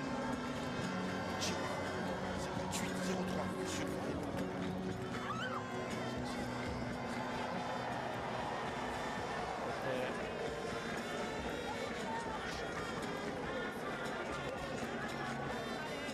Last attempt, and she's found herself back into second position, 58.03. What is this last throw? The leader is another Nigerian, Amechi Obiageri, 58.21. So 58.21 is the leader's throw. Chioma, 56.34 is not good enough. And now she will have to settle for a silver medal at least. But Ashley Fioma is in fourth position at the moment. Can she get into a medal zone? Is not a great throw from the Nigerian. 54.88 is a furthest throw. Now she's trying to steal her way into the medal position, currently occupied by Nora Ateem, the bronze medal place. Nora Ateem, 56.11. So that's what her target should be for this final throw. It doesn't appear as if she got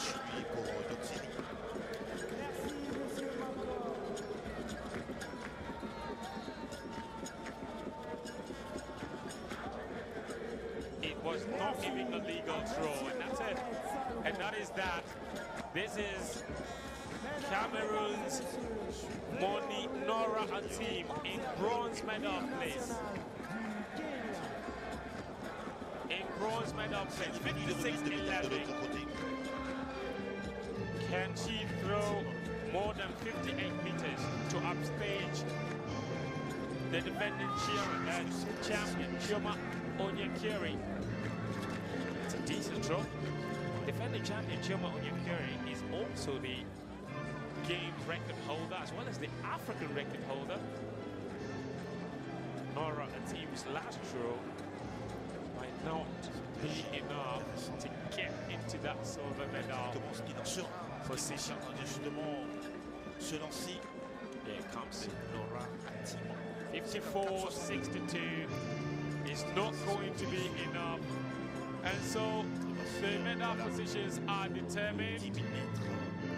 Onaichi Onyekiri of Nigeria gets the gold. Chioma Onyekiri, also of Nigeria, gets the silver, and Nora Ateem gets the bronze. The medal ceremony of the women's 10,000. Now the national anthem of Kenya.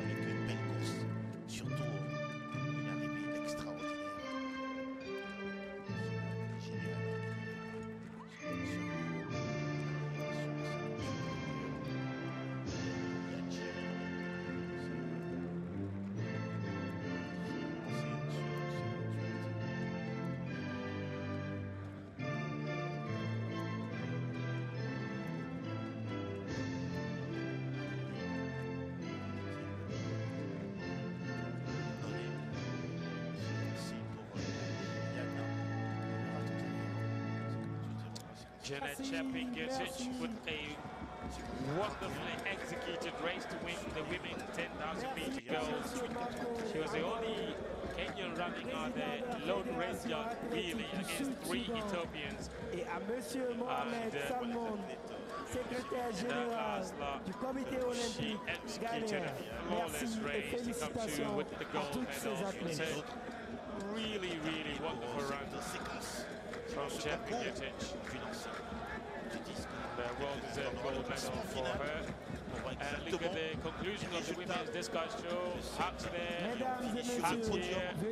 the defending champion has been overthrown. We have a new champion of the African Games in the women's discus throw, albeit also Nigerian. And the defending champion, Onyekiri, will have to settle for silver. Enjoying the evening. Admiring woman takes the gold medal. Our hard-working volunteers who have sacrificed their time and resources to be with us here, to work, to help that everything will go on successfully in terms of the African Games. Wherever you are, if you are a volunteer, wherever you are, wherever country you are coming from, if you are a volunteer, this evening, we salute you. Good work done. God bless you. God bless you. All volunteers.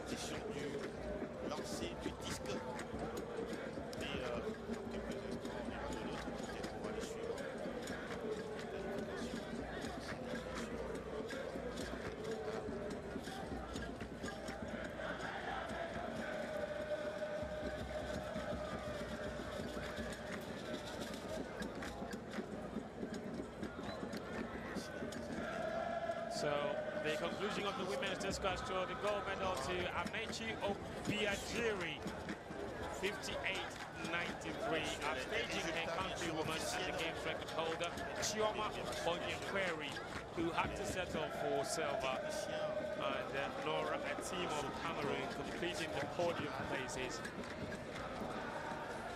And that's our bronze medalist, Nora, a team. Third place, able to 6-11. That was her bronze medal throw.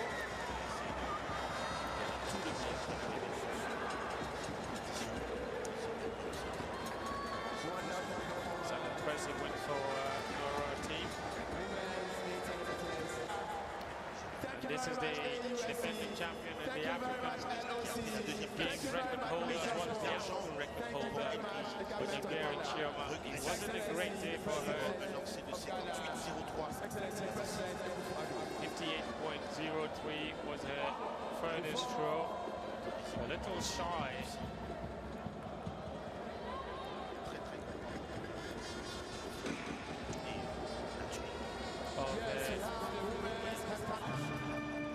The lofty heights that she set for herself. And this is our gold medal. Obiajiri of Nigeria, 58.21. Wonderful throw to become the new African Games champion. It's gold and silver for Nigeria on the field again.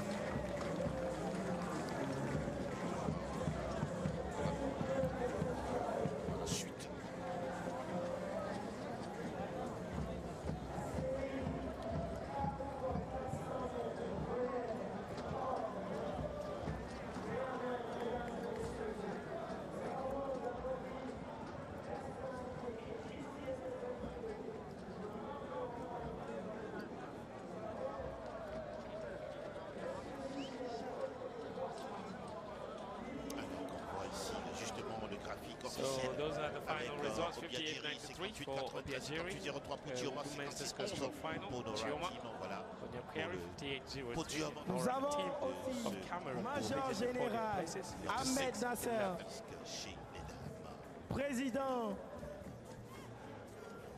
de l'Association sportive de l'Afrique. Whilst we wait for the next track event, let me take you through a little bit of history.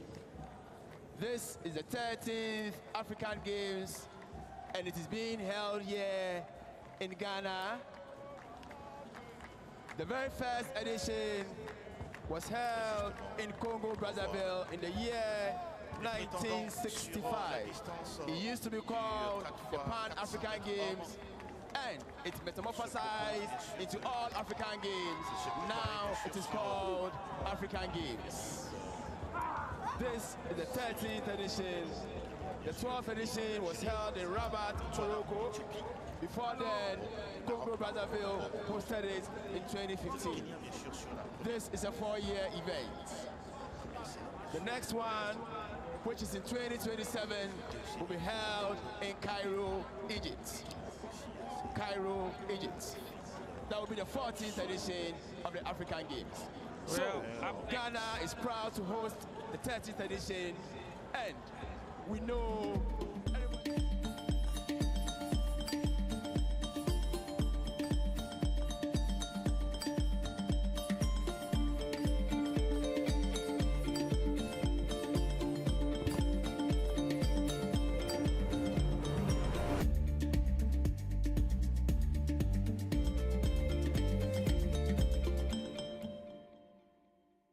We have enough. A life of plenty for every child.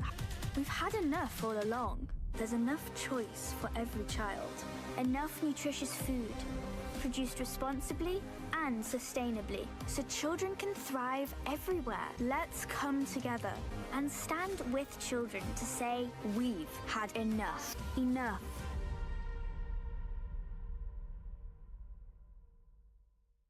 What happened to snacking? Delicious is being denied. Munching has become mindless. To that we say, not on our watch. Messy munchers, play dirty. Busy fighters, take a moment and intensify. Because when snacking is under attack, we'll be there to fight back. Snack in the name of play. Every child is so unique. You like no other. Outstanding in every way. It's me like no other. So anytime you walk and play, you like no other. You are special like Indomie. It's me like no other. Did you know that every child on the planet has their own unique fingerprint like no other? You like no other. I can play the drums. I'm talented. It's me like no other. I can sing. I can dance. You like no other. As well as their own unique talents and abilities. I can cook. I can paint. You like no other. Indomie. You like no other. So every day, in whatever you do, remember you are special in your own way, like no other. Thank you, Mom, for letting me know I'm special and for making me my special Indomie. Thank you, Mommy. I love my Indomie. This advert is FDA approved.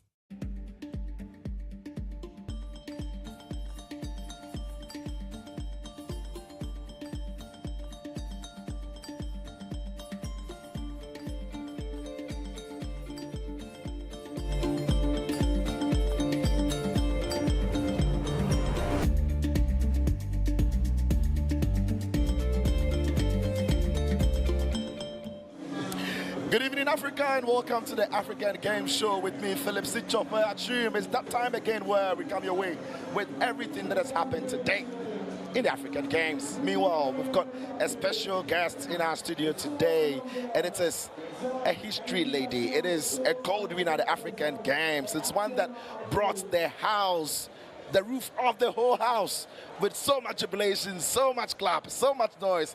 It is the high jumper, the gold winner in high jump for women, Rose Amwenima Yeboah. Rose, welcome to the show. Thank you. Yeah, coming with him is that man. You get to hear the voice, now the face. Kwame Jumo Ajiman, brilliant in commentary. Kwame, good to have you. Thank you for having me. So welcome, Africa, and welcome to our gold winner. How does the gold feel when you win it? When you just know that you've clinched it? I mean, you are jumping, and when you've gone over your last jump, and now you know, like, I've done. Can you put those emotions into words, Rose? Yes, I feel really good because being a champion is not easy. And when I was going into the competition, I wasn't afraid of anybody. I wasn't nervous. Like, I went to the competition just to have fun. I told myself that I'm going to have fun, even though we are competing among each other. And I went into the competition with a sound mind. Yeah. For many athletes, though, they come into competitions with they need to win it. So serious, nothing else but just the competition. But even the way you were competing, the expressions on your face could tell you were so bubbly. So, like, is there a way you deal with pressure, or that is just your nature? Like I would say, in the beginning of the competition, sometimes I felt a little bit nervous. But when I progress, I start becoming of myself, because when I cleared the bar for once and I'm going for my second time, I told myself that I'm going to overcome that nervous. Yeah. And that's what is keeping me moving. Listen, you are competing in front of a packed stadium, if you like 99% of Ghanaians.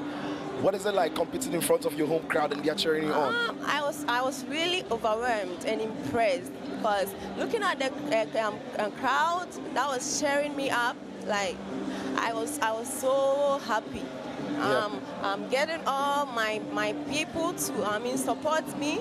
It is not easy because not all of them will be able to come and cheer you up, because there are a lot of people having their work on that day on weekdays, so it's not anybody that can come to cheer you up. So if they had that opportunity to come cheer me up, I have to also give them the opportunity, give them the small face for them to also see that I cherish whatever they are doing for me. Yeah. Listen, I have massive respect for... Kwame, I come to you very soon. I've not forgotten about it. I'm just starstruck. She's a star. She's the star. Woo, Rose went for gold. Anyway, so listen, I always say you people are stars, because I've seen people go into sports and quit. What else kept you going so far? Is it family, some determination? What is it that keeps you going every time? Well, I'm always determined. Like I always say, I'm always determined. My coach always told me to like whatever I know to do, I have to put my best in it to do. I used to play many sports, but I chose to play high jump. Because when I was in Kumasi Girls, my coach, Madam Joyce Ajay Boite, she's a very good woman. She used to advise me in certain ways. Like she is the reason I am here today. Hey, big shout out to her. Shout out to her. She taught me how to jump. She even teach me how to do the flossy flop in high jump. So I can say she is the one that have made me reach this point. Yeah, brilliant. Kwame, when you hear her speak, or even before our conversation we had with her before coming onto the set, and when you see her compete, it's very much in sync with her character. She's smiling, she's laughing, she's babbling with the crowd, and she's just the same person. That was one of the things that I recall when she was competing, because every time the cameras are focused on her, she was smiling. And I recall there was even a particular time during the course of the race after she was literally in the lead to win the gold medal, and the fans were cheering her up. I remember there was the cameras caught up with her, and she was asking the crowd to just calm down. Because I think maybe, you know, the pressure was... She just wanted to focus, because I think at that time she had done a height of 1.90, and I think she wanted to clear 1.94, and the fans were urging her on. I think she just wanted to be calm and see whether she could go for 1.94, because I think the Olympic qualifying mark for the high jump was 1.97. So I guess that was what she really wanted to do, and to see whether she was going to be in Paris. But whatever she's done here, she's been absolutely brilliant. Yeah, was that the target coming into the competition? Yes. Actually, the 1.94, I have cleared it before, and I wanted to do the same thing this time around. But looking at how I started from 170, which I should have started from like maybe around 180. But then when I reached 194, I felt that I was really tired. Yeah. I knew I was going to clear 194, but I felt a little bit tired. And looking at how the audience were clapping, I don't normally like clapping because I usually want to be focused. And when I hear the clapping, sometimes it's changed my approaches, and I always miss my my your run steps up. or run, Yes. So I don't normally want my audience to clap for me whenever I'm going to jump. Listen, next time when you're going to jump in Ghana, whisper to me you don't want them to clap. I'll tell the stadium announcer to announce to everybody to keep quiet, for you to focus on those steps.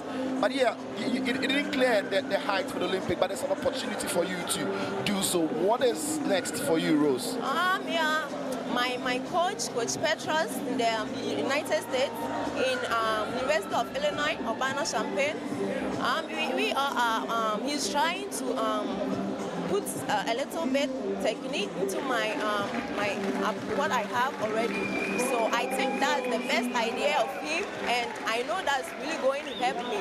So we are in the process of doing that, working on that, and I'm now able to catch up with it. And I know by God's grace, if I'm able to catch that, I'll be able to go a little bit far. And since our outdoors, we just ended our indoors, and I think that gave me the upper hand in winning this 2024 African Games. Yeah.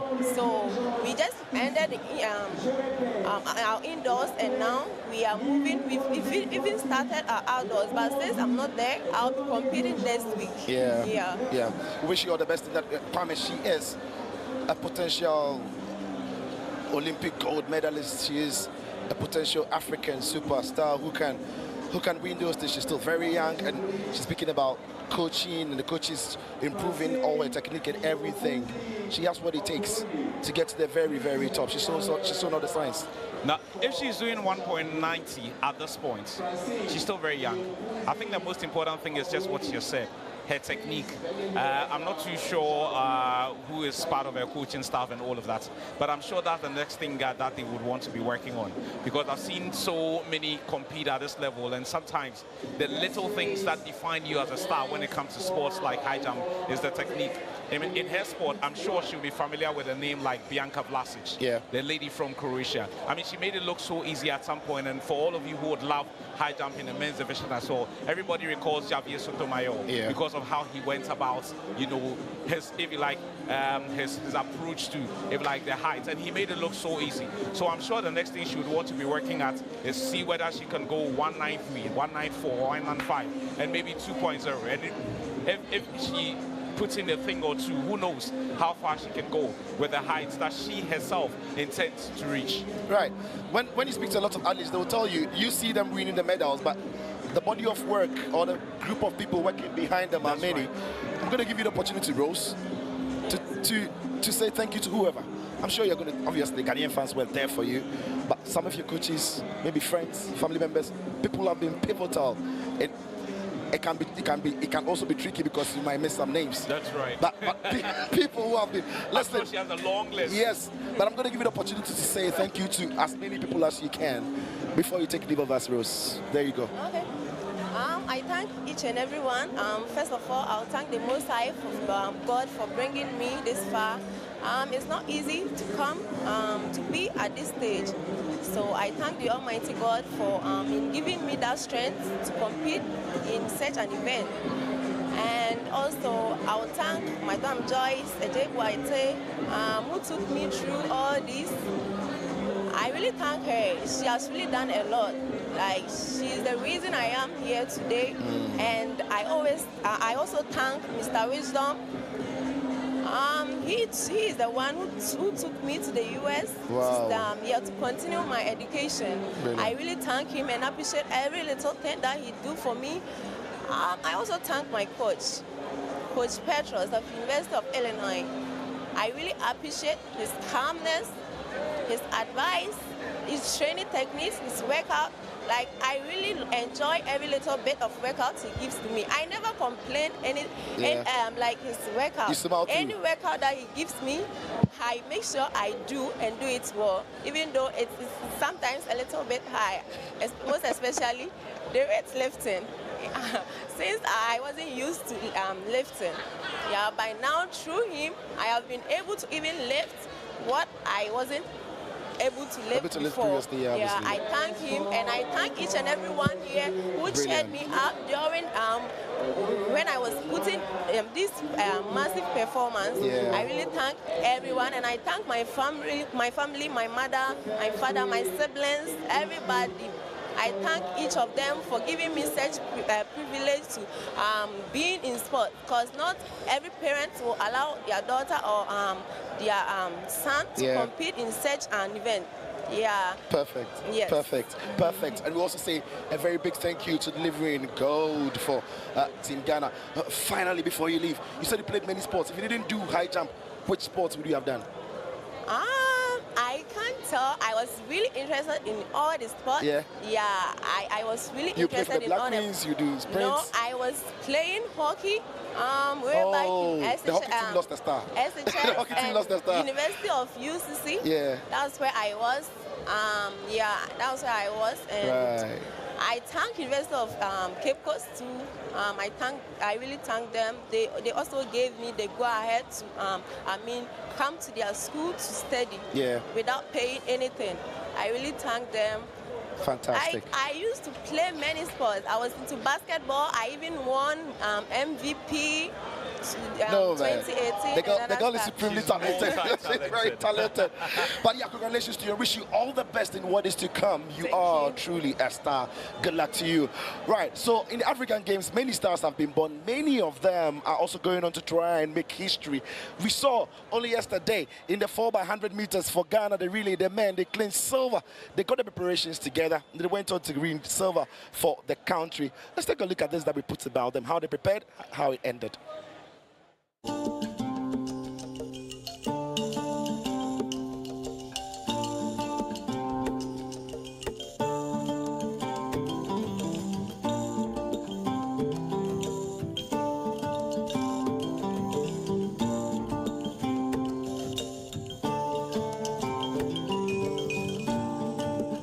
After the 100 meters, I told them that right now we are going to get a medal in a 4x100 relay.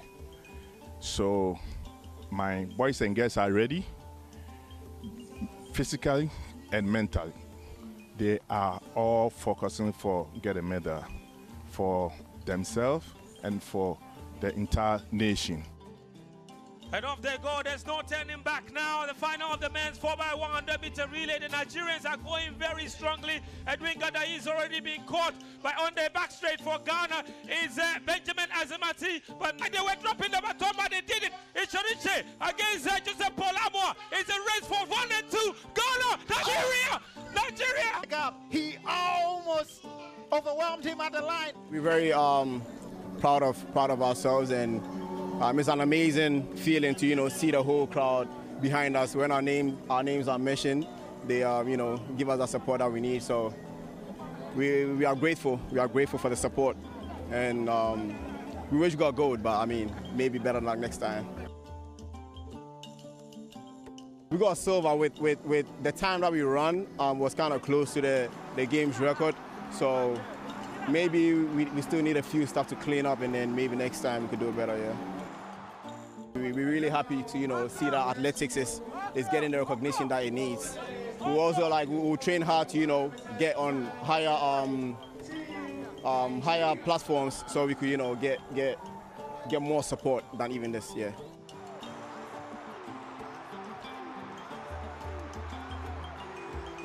The commitment and the unity between the Ghana people, it was very nice. It was very nice. The gap between the Nigeria and Ghana was very little. I learned it was only 2 minutes. They did well. I was excited because the way Ghana came to support their own, it's very massive. I like it. They should keep it up. The last runner took a little bit earlier, but he managed to get a stake. But when he was coming, it's too much tension race. That's why. But they did good. They did well. They did well.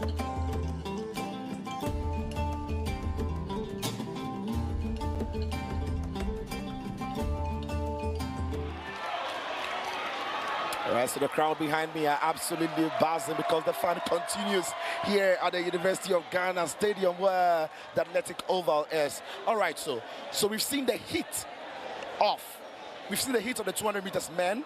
We've also seen the semi-final of the 200 meters men and what the final tomorrow could look like. So, Kwame, that was the semi-final for the men, and it gave us a glimpse of what to expect tomorrow in the final. Oops. It's always tight when it comes to the sprints. It's always tight because when you have a look at the way the structure these days, only the first 2 in each race get to qualify, and then the 2 with the fastest times also get to qualify. So although it may look like an opportunity for as many of them, only 2 get to make it from every single race. And I was particularly excited with what I saw in the very first one that had 2 Ghanaians in there. A lot of Ghanaian fans, of course, are tipping Joe Paul to go very far. But that young man, Inusa Fuseni, puts in a wonderful, wonderful, wonderful performance. And I'll be excited to see how he will perform in that final. What a final that will be tomorrow is the reason why you can't miss the African Games men's 200-meter final. It promises to be exciting, and the crowd favorites. The favorite so far, Ghana's Joe Paul, was very cruising in his heats and in the semi-final. But can he live up to the standard tomorrow when it is time for the final? the women also took to the tracks in the women's 200-meter semi-final. Again, plenty of excitement around it. A lot of excitement in that one as well, but it was all about the winner of this particular heat, Gina Bass. Yeah. You know, she's already won the women's 100, and she strolled through her race like that. I mean, she's oozing with a lot of confidence at this point. And normally when you win the sprints like that, that's the women's 100, it gives you that kind of confidence to go into the 200. She started brilliantly, finished brilliantly. This should do a lot to her confidence going into that final later tomorrow. Oops, plenty to look forward to tomorrow because, hey, you haven't seen how the semi-finals have gone. Haven't seen the athletes that are going to be competing. You just can't wait for that moment to come. It's one slip away from happening, and that is how it stands with the qualification as you see it pop up on the screen. We're looking forward to see all of these 8 compete tomorrow, and good luck to them. All right, so also in women's 10,000 meter final, Chap Janet came home to win it. It was like, should I say, pretty comfortable in the end for her, or she just dominated it maybe? I mean, the 10,000 meters final for the women was a very interesting one. It was 3 Ethiopians in there, and then there was the Kenyan in there. You always had a feeling that because there were 3 Ethiopians, they were going to be very tactical about this race and possibly try to gnash the Kenyan out of it. But Janet Kimnetich putting a brilliant performance, especially on that final lap. It was very difficult to tell at some point. It reminded me so much of that race all of those years ago in 2000 in Sydney between Paul Tegat and Haile Gebrselassie. They were neck and neck. So the final 100 meters of that event, and this was a very similar one. But in that final 100, the Kenyan just tearing past her Ethiopian opponent and making it all the way to win that gold medal. Loads of congratulations to her, and I'm sure the celebrations will be ongoing in Nairobi or Mombasa or wherever she's coming from in Kenya.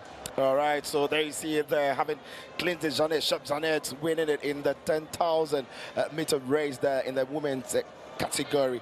All right, so there was if like we saw a lot of races coming up today. There was the hurdles that we saw and many more to see. But now let's move away from all of that and move to what we saw in Discus women. Discus women. It was also very interesting the way it came about, and the fact that we had so many of them competing for it as well was promising to see. It was extremely promising to see, and for me, one of the things that excited me about this, this competition so far is the exploits of some of these athletes from some of these nations that we don't even get to see. Some of them, for example, if you're a fan of athletics, you don't really get to see them compete at a very high level. But when it comes to the continent, up to 53 countries in here competing at a very high level. I mean, when you have the opportunity to impress, you impress. And I see that a lot of them have made it to Accra and are putting in some great times. Right, brilliant. All right, so then also in the 400 meters hurdle, man, Enadi Nora came home to win gold for his country. We've always said 400 meters is difficult, but to go over hurdles in that process as well is even more difficult. This sport has traditionally been one of the big sports on the continent, and there's a reason for that. All of those years ago, you have to probably go all the way back to the early 90s, where a certain Zambian called Samuel Matete was very, very dominant in the sport. He literally put that sport on the map here in Africa, and since then we have had a lot of athletes going there. But Hinti Saad, very, very young man, very young Moroccan, only 21 years old, competing at a very high level. And one of the things that you would see with this particular race is that he was up against 2 lads from Botswana. Botswana over the years have produced some great athletes, especially in the 400 meters level. All those years ago when Amantla Monshu broke onto the scene, who would have thought that that country, large as it is, but with a very small population, will be churning out athlete after athlete after athlete like that. So loads of congratulations to Hinti Saad for the performance that young Moroccan putting on the afternoon. Amazing performance there to win gold for his country. There was also then the long jump. The whole crowd was roaring. They were clapping for it. They were urging the athletes on. It was again exciting one to see at the Oval. Well, this is the thing. I mean, when you're performing and you get the fans rooting for you, or when you get the fans shouting and screaming and edging you on, it puts you in a position where you want to literally go give of your best. Nigeria, again, have really dominated the sport for as long as I can remember. Again, all of those years ago in 1996 in Atalanta, I saw a certain Shoma Junwa come from nowhere to win the women's long jump. So traditionally, over the last 26, 27, 20 years, Nigeria have been very dominant in it. And it was great to see the defending champion go out there, winning in Rabat and coming here to defend her title as well. Then there was pole vault. pole vault was It's not a thing. I mean, it's not very often you Yeah. get to see athletes compete in pole vaults Yeah. on the continent. Everybody talks about the great Sergi Bubka. Everybody talks about Mundo Duplantis. But it was great to see what this young Algerian Mehdi was did. massive. Yeah, Mehdi was massive. It was at a point it was just him at a point. Him against him. I mean, at And a the point it crowd was just backing him. Even when he had won the gold, he wanted to try other heights. And Yeah. for me, that said a lot about his confidence on the night. The strange part for me, though, was an Ethiopian winning a bronze medal in this race. Because we know the Ethiopians on the track. The long I don't know distance. them for performances heights. in the field events. So to see an Ethiopian win a bronze medal in the men's pole vault was quite interesting Yeah, for that's me. massive, really massive. All right, also in Taekwondo, we saw Morocco win against Egypt in men. Again, Egypt and Morocco, in these comeback sports, they've been dominating in it. The North Africans have dominated a lot of these indoor sporting disciplines. Whether it's Morocco, whether it's Libya, whether it's Algeria, whether it's Tunisia or it's Egypt, they've been putting in performance after performance after performance. It's a very popular sport in those parts of the world. So Yeah. I am not surprised that if you have a look at the various categories of medal winners, all the way from the lowest weight division to the highest weight division, Right. it's been one of those 5 North African countries that have swept the medals. Then we went into rugby and we saw the final between Kenya and Uganda. Uganda, though, beating Kenya 21-14 to clinch gold. And also, we saw Uganda women also clinching gold. So it's double whammy there for Uganda. What it's like. Rugby sevens is a very, very big thing in Kenya. Yeah, it's a very, very big thing in Kenya. My understanding is that when there are rugby 7 games ongoing in Kenya, especially at the collegiate level, they have packed houses. So I wasn't surprised to hear that the Kenyans were very, very dominant here in Accra. Right. Okay, so then they put together some massive celebration to celebrate their winning here. Coming into it as Uganda women and Uganda men came out successful in rugby. So they said, yeah, there's a dance. Okay, okay. This must have been rehearsed in camp. This must have been rehearsed in the game. Sure bet. Yeah, they would the have men, all of this. the women coming together to celebrate one of the it. things I love it. It's an African thing. We Yeah. like to celebrate We love with to dancing. dance, So yeah. for me, it was just great to see. Oh, listen, if I had the permission, I would just get off my seat and try the dance, but never mind. Try that if you're Never home. mind. Try that. I love it. Anyway, so there you see it now. Let's talk about volleyball then now, shall we? Because Ghana beat Algeria by 3-2, and Ghana then also got that victory to progress up over Algeria there. It was again, fans in the space. Ghanaian women getting the better of Algeria. I've had the opportunity to see Team Ghana play on the court. I remember I saw them play against Gambia. I think I saw them play against Algeria as well. I mean, this is the thing. A lot of the indoor sporting disciplines at this year's African Games have been dominated by the North African teams. It's understandable because they put in a lot of investment in there. Yeah. But for Team Ghana, a greater part of our team are players who have come from the various security services, and they're putting loads of work. And for these ladies to have come this far and put in these kind of performances, I feel happy for them. I just want to see them get to the next level, competing at a very high level on the continent, and of course, competing at a global stage as well. All right, so that was it then in volleyball as Ghanaian women beat Algeria 3-2. Meanwhile, in tennis, though, it's Moise Ekagri who wins against Benjamin Locke in a 7-6, 3-6, 6-2 tennis in what was a very, very entertaining game for everybody who saw the tennis throughout the day. Well, the best African players may not have showed up here for this, this tournament, but then again, I mean, whoever has showed up here is obviously one. It's an opportunity for, of course, it's an opportunity to make a name for yourself. It's an opportunity for emerging stars to show what they can also do. So, in as much as you may not have had the top African players for the tennis tournament, I think it's great for these guys representing their nations to show us what they can also do. All right, so that was it on tennis. And so then, what is coming up for you tomorrow in the African game? Because there's still plenty of sports to go around. Remember, plenty of them are ending tomorrow, so we are looking at a lot of finals tomorrow as well. So let's take a look at what is to come tomorrow.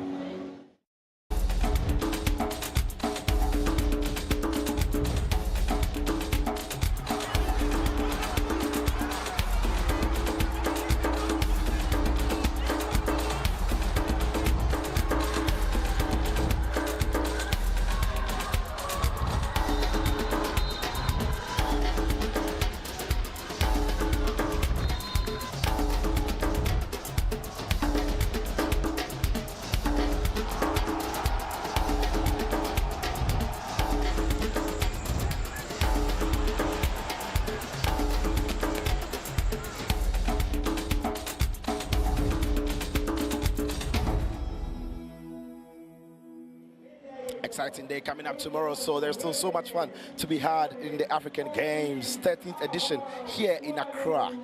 All right, tonight or earlier today, a couple of hours ago, only minutes ago ending, the bronze medal places for football women is gone because Uganda beat Cameroon on penalties. The game was locked on a draw, so they went into penalties, and we saw the results with Senegal. We saw the results coming through there, so that is huge one for them, Uganda, Senegal. It's amazing what Uganda have done in football. They've won the bronze medal in the ladies category. They are in the final of the men. Who would have thought that Uganda would be in the final of the men's category with Nigeria and Senegal and all of those teams in there?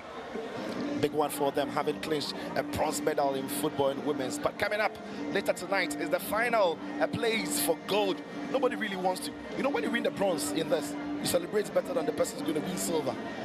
Ask me why. Because the silver medalist is going to be the loser in the final. Yeah. So tonight we see Ghana play in the final, and they are going to try and go for gold. But it's not going to be easy, is it? It's not going to be easy at all. I don't recall the last time I saw a Ghanaian female team play in the final. It's been a while we saw a Ghanaian football team play in the final of a competition. So I would want to believe that the lads would go all out, would get the support of the fans in Cape Coast and put in a performance and possibly get gold for Ghana. So that is the Cape Coast Stadium, as you saw it right there. It's ready for the fixture in what is to come in the African Games Women's Final. What a game that would be, and what a game the storylines are going to turn out to be. Kwame, thank you very much for coming today. Thank you for having me. Enjoying your commentary on the African Games. I'm sure the rest of Africa are enjoying it as well. And for you right there, that game is going to come to you at 2030, the final of the women's game football at the African Games. It's bye for now, but enjoy the final.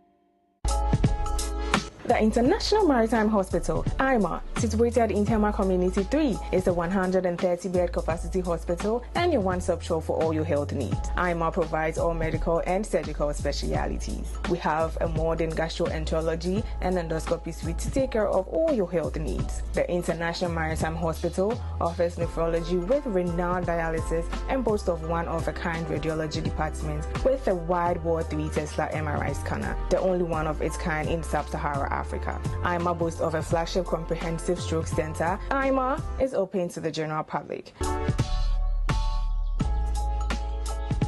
We have enough. A life of plenty for every child. We've had enough all along. There's enough choice for every child. Enough nutritious food, produced responsibly and sustainably, so children can thrive everywhere. Let's come together and stand with children to say we've had enough. Enough.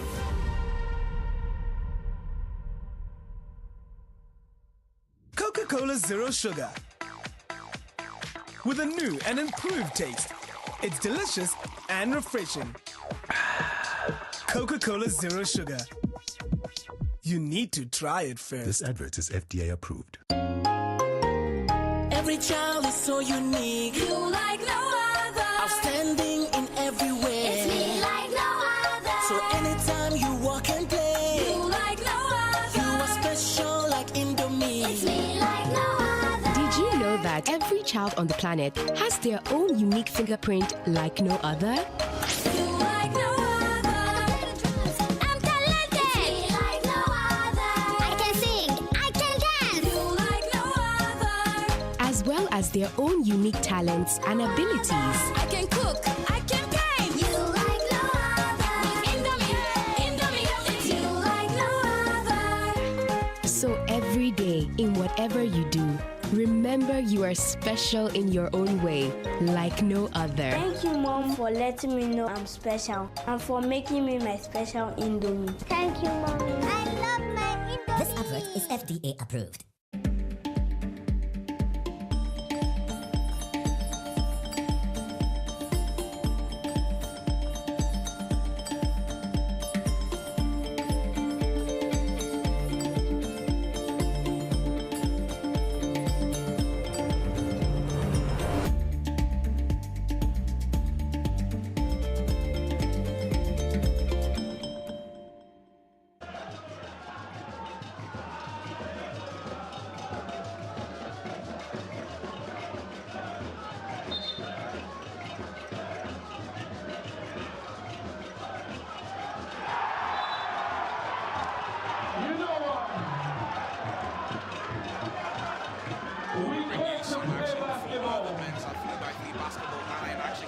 It's 11-7.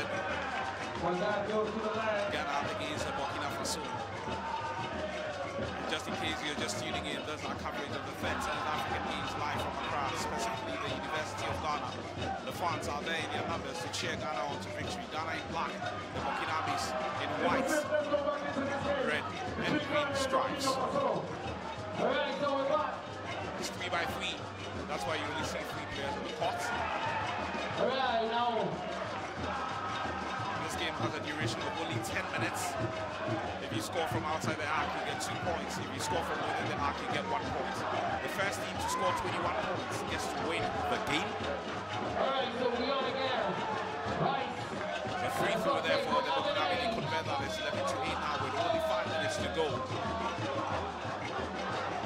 It looks like 10 short minutes, but trust me, you're exhausted when you're done with this. Foul call. Advantage Burkina. We'll look to get back into this. It's a 3-point game now.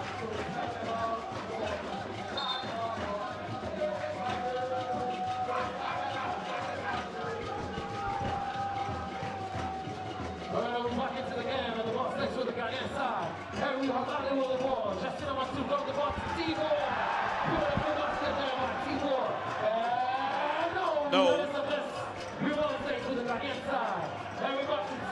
Ghana almost getting a basket there. This should go in, no. But Ghana will retain possession of the ball, trying a 2 from distance, no. Again, the cannons off the rim. The foul called against the Burkinabe. That's why you can hear all of those noise from the Ghanaian fans who are rooting for the team in black. Now we're ready. Rooting for the team in black to get results this evening. With a 4-point lead by the Ghanaian side. It's a 4-point game. The free throw advantage Ghana. Can they convert? Yes, that goes in. It's a 5-point game now. The Burkinabes look to get a basket here. Yes, they do. Brilliant defensive 9. The 4-point game. Is that a foul? Is that a foul? But it looks like that's going to count. That should count. That should count. So it's a 4-point game with 4 minutes and 32 seconds to go. Ghana with possession of the ball, trying to get a 1. Yes, they do. It's a 14-9, a 5-point game now. The ball goes out. Possession advantage Ghana. And the fans enjoying themselves here at the University of Ghana as a home team attempt to win this. That ball goes out of touch. Final touch Ghana. It will be advantage the Burkinabes.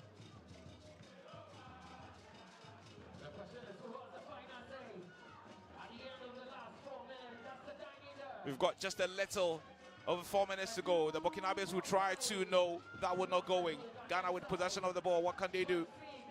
Looking for it to themselves. Yes, sir. No. It would not going. It would not going. It would not going. It's a 6-point game. No, it's a 5-point game now. Possession to Ghana. Ghana will look to start. Oh, no. I thought that was a foul. Has that been called for Ghana? We get this. Yes. There was contact of the head of the Ghanaian player, so that should be a foul advantage Ghana. But they take a timeout. And that's Algerian players in your shots there. They were absolutely brilliant in their game yesterday. I enjoyed watching them so much in their game against Zambia. One of those teams that has been able to hit 21 points inside the 10 minutes. They got all 21 points with just about a minute to spare. Ghana looking to grow their lead here at this point. It's a 6-point game now. It's a 6-point game now. What exactly has the referee called for? A bit of contact there, so it's a foul advantage the Burkinabe. It's a foul advantage the Burkinabe. They have possession of the ball. What can they do? The Burkinabe looking for an opportunity to strike. Trying a 2. That should be a foul. Yes. The foul has been drawn by the Burkinabe. Will that take them to the free throw line? He was clearly going for the basket. So that should take the Burkinabe player to the free throw line. There, making contact with the Ghanaian player. Yes. Will that going? Yes, that goes in. It's a 5-point game now. But he would get another opportunity from the free throw line to claw back the deficit. Well, the Burkinabes convert this as well. And he converts again. It's a 4-point game now. 3 minutes to go. Loads of baskets can be scored in the 3x3. Loads of baskets. And the first to hit 21 gets to win the game. It's 15-11 at this point. Ghana 6 points away from winning this. Some twos will do, I'm sure. That's what the fans will be rooting for. Another foul called against Ghana.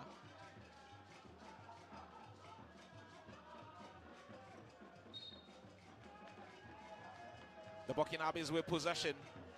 Not too sure what exactly the officials have called for.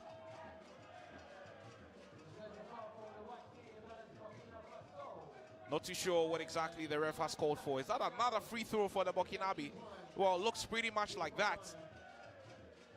Another opportunity for the Burkinabes to claw their way back into the game. There's a 4-point game.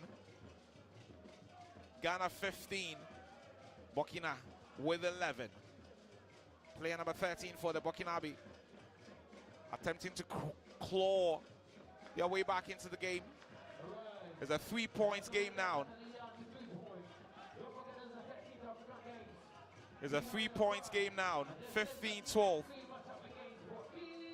Burkina looking for 2, but it's been blocked by Ghana. Player number 12 would attempt to get a 1-0, but he loses possession of that ball. Would Ghana try to? You can only keep possession of the ball for only 12 seconds. Oh, that was absolutely brilliant from the Burkinabe. What a layup that was. It's a 2-point game now. That won't count. That won't count. The foul had been called, so that won't count. It's tied. It's tied. It's a 3-point game at this point.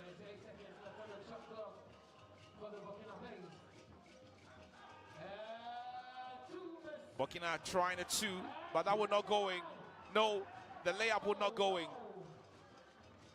Ghana with possession.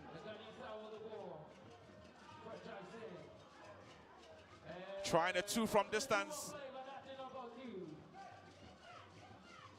Ghana getting a bit nervy towards the finishing line. The Burkinabe gradually getting back into this one. Will Ghana look to try a 2? Will they try to? No. Trying to slalom his way through that defense and get a point. But the ref calls a foul. And that should be a free throw for Ghana. Denied making the basket. So that should be a free throw for Ghana. Player number 11 for the host nation would attempt to win some points for Ghana from the free throw line.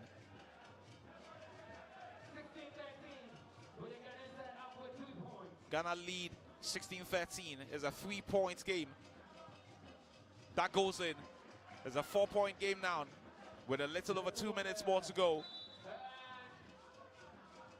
It does appear one of the teams has called for a timeout.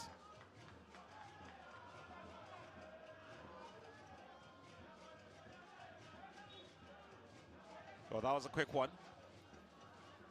We're back in action.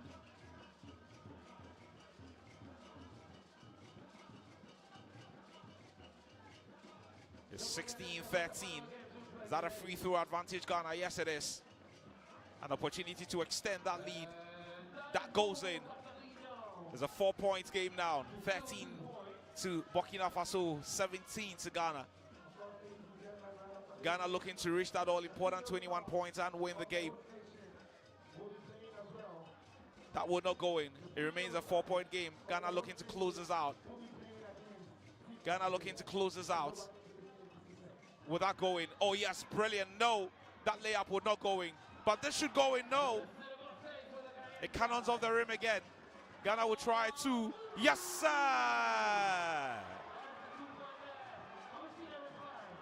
Ghana now 2 points away from winning this. 2 points from downtown.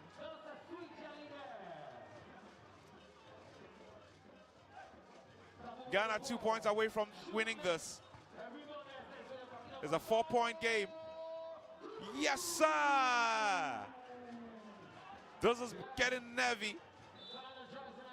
This is getting really nervy. It's a 2-point game, but it's 17-19. Remember, the first to get to 21 points wins the game, no matter how much time is still left on the clock. The first to reach 21 points gets to win it. Ghana with an opportunity from the free throw line to get close to match points.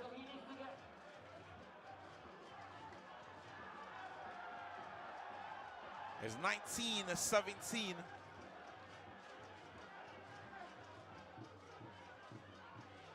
And the fans trying to urge Ghana over the line there with 1 minute and 24 seconds to go. It's a 2-point game. Can Ghana nick it? No. It cannons off the rim. Stays a 2-point game. The nerves are getting to these Ghanaian lads. Surely the nerves are getting to them. Will that go in? No. And he misses 2 straight free throws. That could have won the game. Burkina try one from downtown. No. Ghana with possession. You can only keep possession for 12 seconds. So once you have possession of the ball, you've got to utilize it quickly. 6 seconds on the clock for Team Ghana to convert. Yes, sir, no. That looked like he was going in.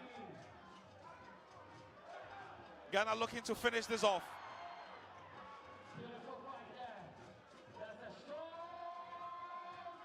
No, it wouldn't go in for the Burkinabe either.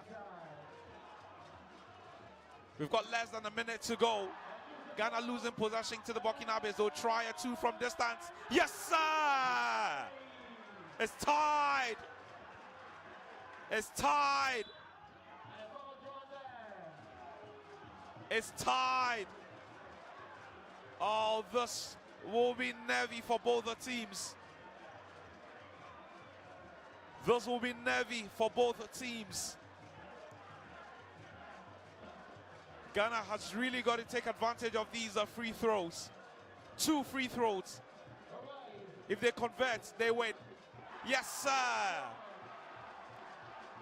It's match point now. It's match point now. If Ghana converts this, game is over. Yes, it's over. It's over. It's over. Ghana has won this. Only just.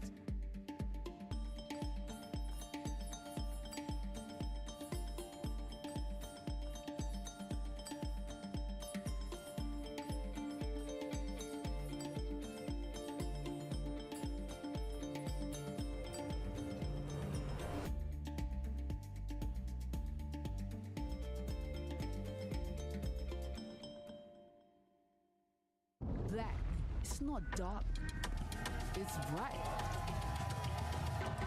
Black is bold. Black is every color, all together. My thing, your thing, our thing mixed together.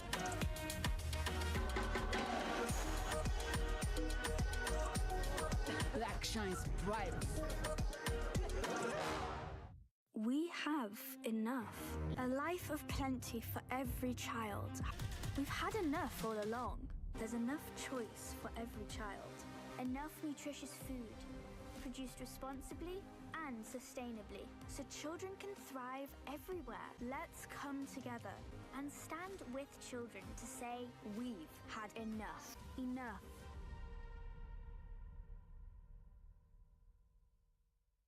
Coca-Cola Zero Sugar. With a new and improved taste. It's delicious and refreshing. Coca-Cola Zero Sugar.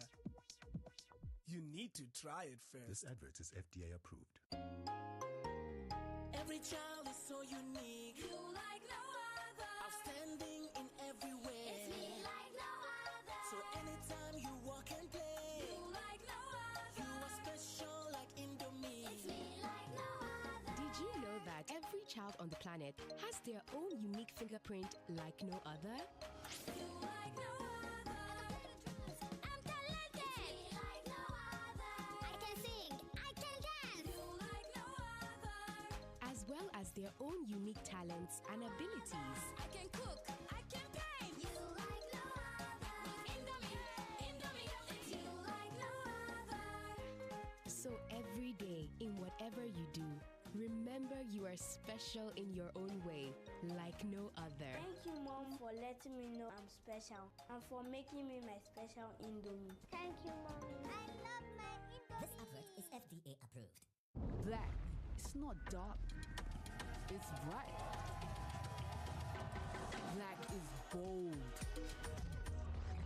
Black is every color, all together. My thing, your thing, our thing mixed together.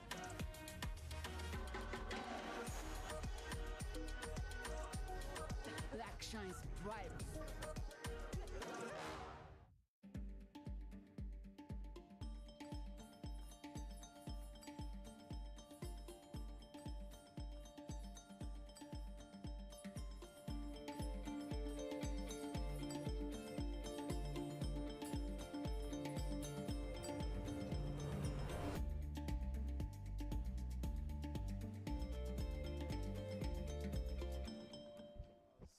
Of West Africa that everybody is aware of. So today's game is going to be very interesting because Nigeria have a good team, we also have a good team. So at the end of the day, we are going to exhibit what we have here on the field to make the fans happy.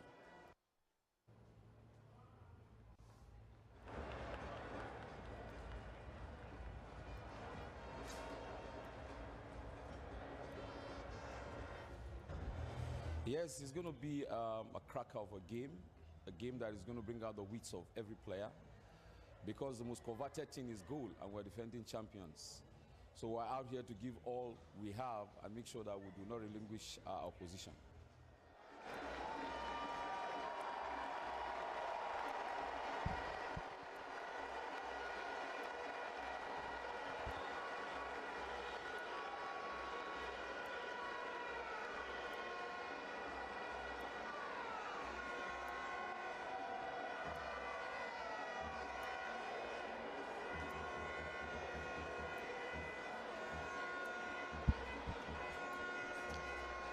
Hello, good evening. Welcome to the Cape Coast Sports Stadium. It's venue for the finals of the Africa Games Accra 2023 Women's Football Edition. It's Ghana versus Nigeria. One of the biggest rivalries in world football comes alive in the central regional capital of Cape Coast in Ghana as the two teams lock on. It's basically a repetition of the WAFU Zone B inaugural competition played last year in Ghana, where Ghana's Black Princesses beat the Falconers. It's perfect time for the Nigerians to revenge, but the Queens are bent on repeating what they did last year. My name is Nana Dakwa Jesse. I'm your commentator alongside Rosalind Amu for this evening's big one here in Cape Coast. Yes, I mean, it couldn't have been a more befitting final than we have this evening. When you talk about women's football on the continent, it's always Ghana versus Nigeria. And we always say that there is no child's play or there is no friendly. Even if it's a friendly game, the hostilities are as different. And this evening, Look at the crowd, Nana. Look at the Cape Coast Stadium, filled to capacity, electrifying. And I think that it doesn't lack any of the ingredients that would serve a very good menu for the final. All is set for the big game. Women's football at the Accra 2023 Africa Games comes to an end today with the host nation Ghana hoping to make it a host and win as they come up against Nigeria, who are the defending champions of this women's football category of the African Games. They won it last time in Morocco, and they are bent on repeating it once again here in Ghana. Whether they can or not, only time will tell.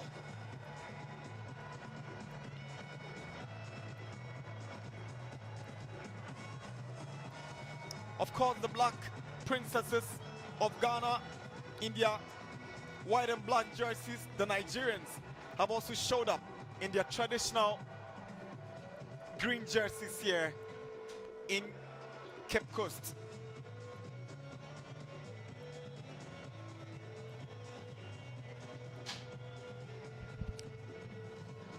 In the history of women's football at the under-20 level, this is the first time the two sides are clashing in a final game, apart from the Wafu Zone B. And this is the third time that Coach Basigi is coming up against Nigeria. Let's observe the national anthems of the two teams. It's time for Nigeria's anthem.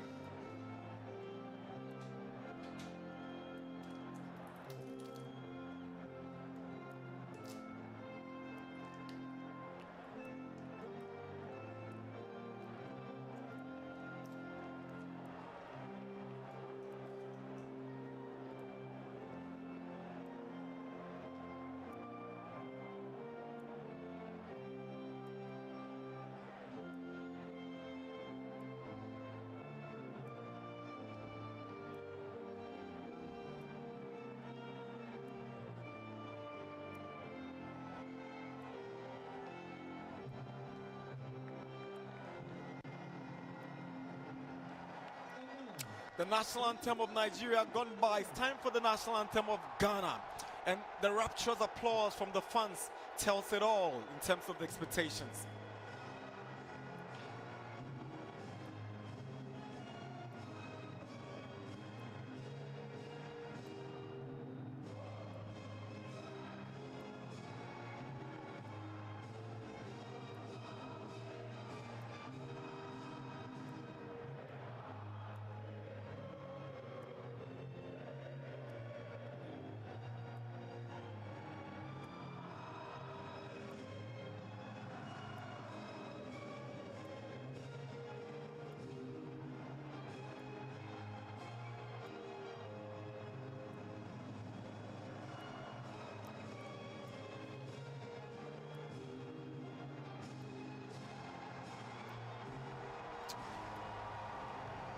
National anthem of Ghana.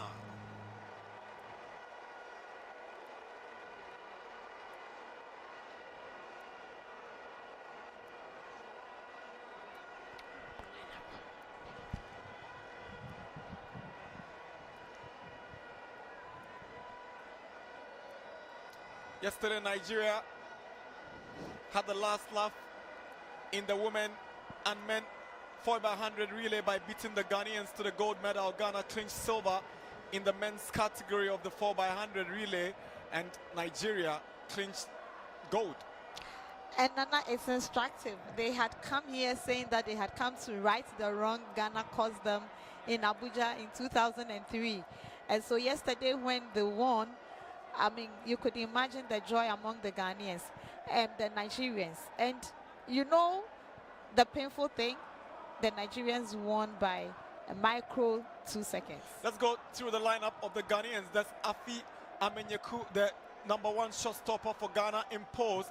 There's Opoku at right back, Abiba and Hana Nyami in central defense.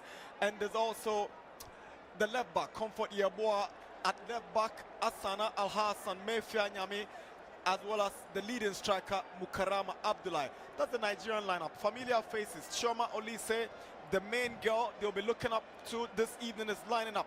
Philomena Yina is also in there as well. Shukurat Oladipo is in central defense alongside Oladaji. So the Nigerians have not made so many changes to the team that qualified them to the finals, and it's time for the two captains to go for the toss of coin. Nigeria, captained by the ever-present Alani, who has been instrumental for them throughout the competition. Ghana this evening is captained by Afi Amenyeku, the Ghanaian goalkeeper, who is getting to change where the Ghanaians have already positioned themselves. What it means is that Ghana will have to switch to the other side of the field after the toss of coin is done, Rosalind. Yes, and there hasn't been much changes in Basige's final lineup either. He has opted to start Abena Noma Opoku instead of Pfizer Issa, because Pfizer had a yellow card the last time, and I'm sure he doesn't want to risk it. Maybe he knows that she may get a red card and it could affect the psychic of the team. It's amazing how the fans have turned up for this evening's game. It's an almost full to capacity stadium here in Cape Coast. I have said that Cape Coast has earned the plaudits for being the home of women's football in recent times. They show up.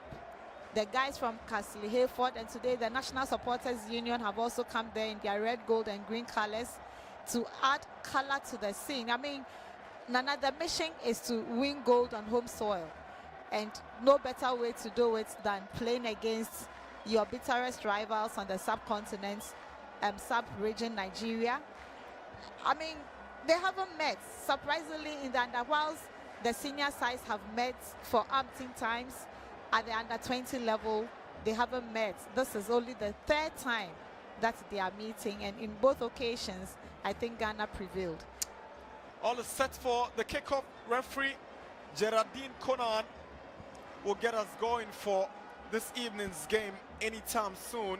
Referee Geraldine Conan is an Ivorian, assisted by Sakina Amidou Alpha from Niger, as well as Rwandan Alice Umutesi.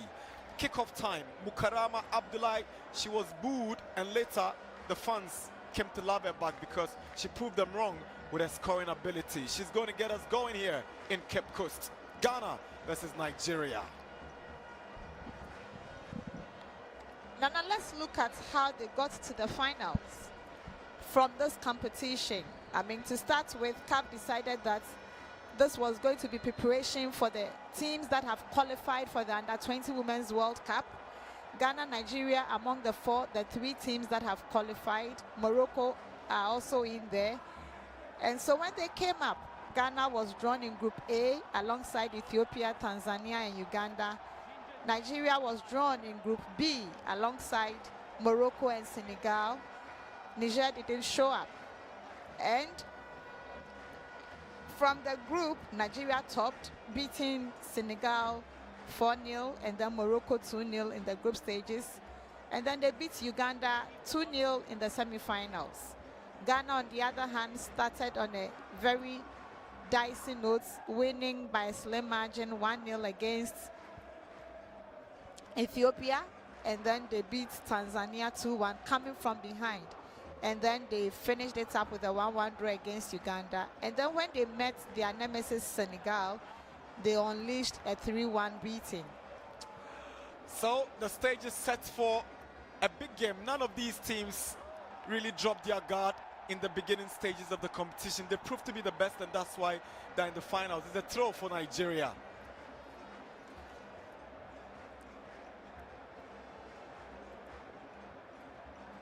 Oladeji to take the throw for Nigeria.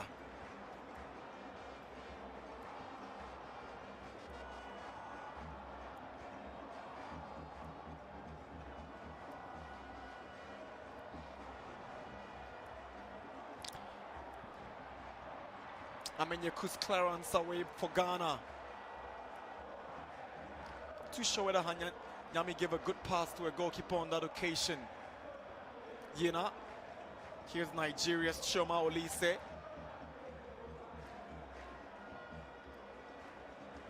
Headed away by Ghana's Hannah Nyami in central defense. History beckons and awaits either side tonight. Should Nigeria win, they become the first women's football team of country to retain gold in women's football. Should Ghana win, Princesses become the first team in the history of the game to win bronze and gold at different competitions. But the man, Yusuf Basigi, this evening would be celebrated as an African. Chance for Nigeria moving into Ghana territory. Cross comes in, but it's blocked. Looked like a dangerous tackle. Referee eventually spots there was an infringement, and decision has gone against the Ghanaians. Free kick for Nigeria. It was Ghana's left back, Opoku, who went in with a tackle. It was a late challenge. Good call. Nigeria have a free kick just around the 18-yard box of Ghana.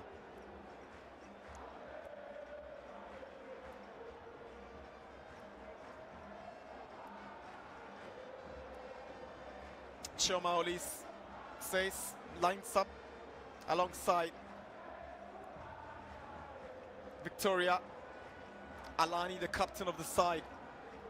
She's left it for Chioma to take. Chioma scored in the 4-0 win over Senegal in the group stages. She's lined up to take the free kick from the right-hand side. It's got to be a left-footed in-swinger. I guess it's going direct to the goalkeeper. Chioma bends one, but it is getting to the box. It goes onto the roof of the goalpost for a goal kick.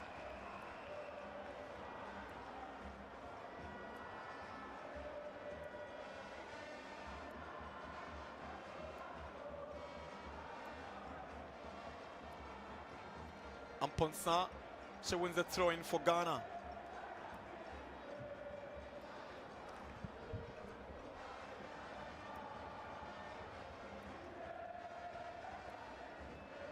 Anuma Opoku to take.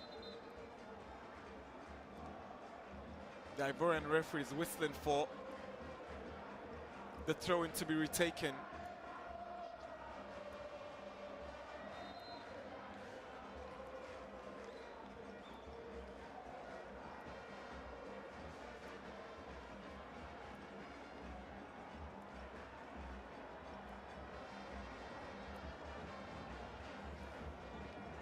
Alani to take the throw in. She finds Chioma. Back to Alani.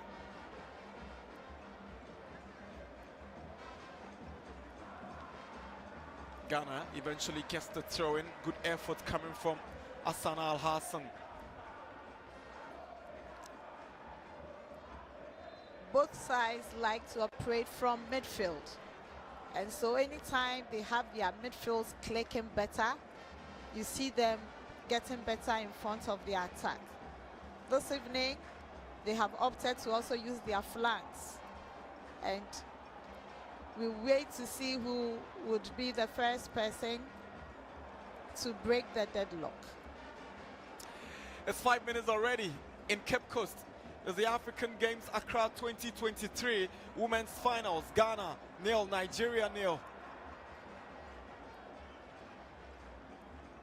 Two big forces in African football renewing their rivalry at the African Games. Interestingly, tomorrow, the men's senior teams will be playing in a friendly in Marrakech, Morocco, as part of the FIFA 3 days for international friendlies. There is no end in sight for Ghana-Nigeria clashes. Absolutely. I mean, wherever they go, they seem to be meeting up. And it's always something else. This afternoon at the volleyball court,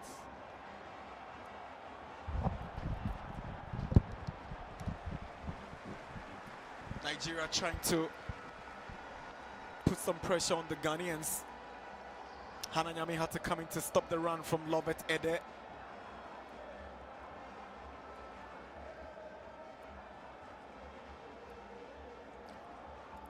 It's a venue where a couple of years ago Ghana beat Nigeria to win the WAFU championship.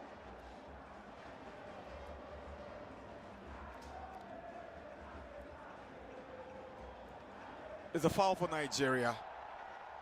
Blessing Okpe brought down by Ophelia Mponsa. And Ophelia is livid. She disagrees with the call of the referee, but it stands.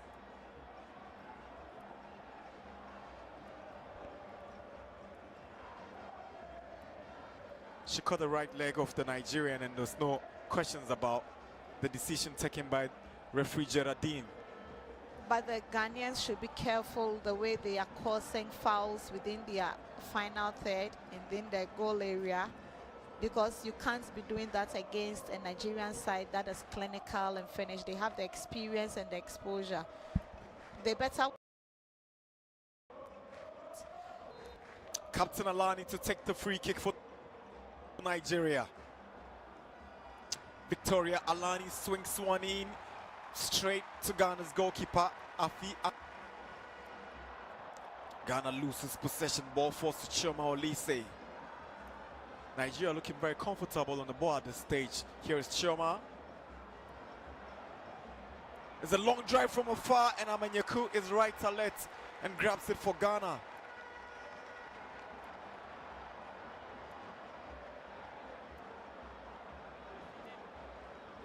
The Ghanaians are yet to settle into this game. We haven't seen them make a single incursion in the goal area of the Nigerians, and that is worrying, but unfortunately that has been their trend at this competition.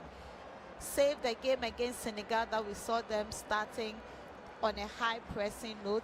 The previous games at the group stages, they were always caught, on the fringes, and they had to always fight from behind to equalize. And so they would have to be very careful. If they want to win this game within regulation time, they would have to take the game to the Nigerians. Absolutely. Here the Nigerians come. Chioma. Good player from the Ghanaian. Anoma Opoku. Mukarama is interested in the chase, but ball comes to Captain Victoria Alani.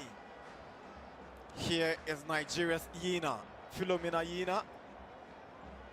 Alani. Good passing together by the Nigerians. Blessing Okpe down the right side for Nigeria. She's looking for options, but the idea was good, but the execution unable to find Lovett Ede.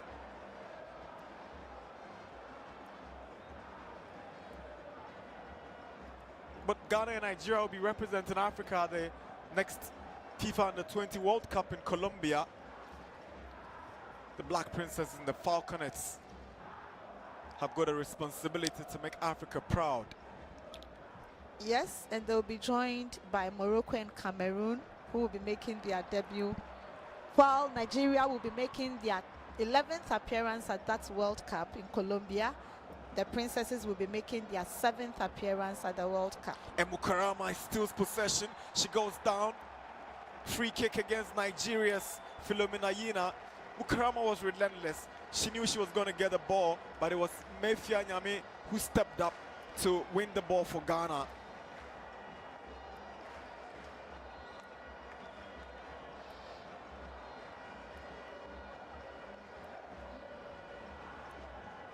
So this way, Mukarama decided to charge, and Nyame came in, won the ball, got fouled by the Nigerian number 10. Free kick for Ghana. Tracy Chum, she's already been on the score sheet in this tournament for Ghana. She steps up for the free kick she scored against Tanzania in that 2-1 win for Ghana, and she's lined up for this free kick again, Tracy Chum. She also scored in the 3-1 win against Senegal. And she's among the top scorers in Africa during the Under-20 qualification. She had 4 goals to her name. And this evening, she's still on call. Will she convert this one? Only time will tell. The Real Sociedad ladies player lines up to take this one. She sends one in, tricky one, and it goes out for a goal kick. Not a bad attempt from Tracy Chum. nearly took the Nigerian goalkeeper, Faith Omalina, by surprise.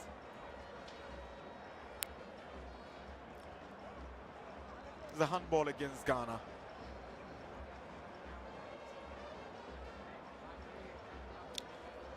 This evening, Ghana has an attacking quartet. Tracy Chum, Ophelia Sewan Ponsa, Mefia Nyame, and Mukarama Abdullahi. Coach Basigi deploying Mukarama as a decoy. And so she probably will be looking as if she is leading the attack. But her role is to ensure that she attracts all the attention to herself so that the others who find themselves in a better scoring position will finish their job. That's the earlier free kick from Tracy Chum. That was close, not too far away from target. Alani's throwing. The Nigerian captain is weighing up a cross. She sends one that disappointingly goes out for a goal kick.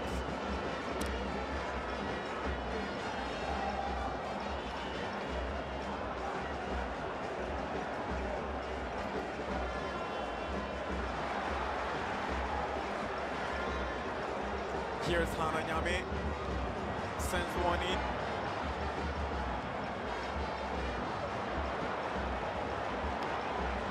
Here is Inwasu, but Ghana recovers well in defense. Good play from Abiba Issa. Here is Ophelia Mponsa. Mukarama beaten in the air.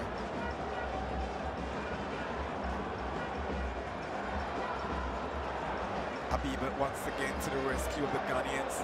Header down, not working for Ghana's Beleni Yeboah. Here is Tracy Chum, goes back to Comfort Yeboah. She's lost possession, the Nigerians take over now. She's struggling and she's lost the ball to Judith Oka, eventually bringing down Judith Oka. It's a free kick, foul committed by Ghana's Comfort Yeboah.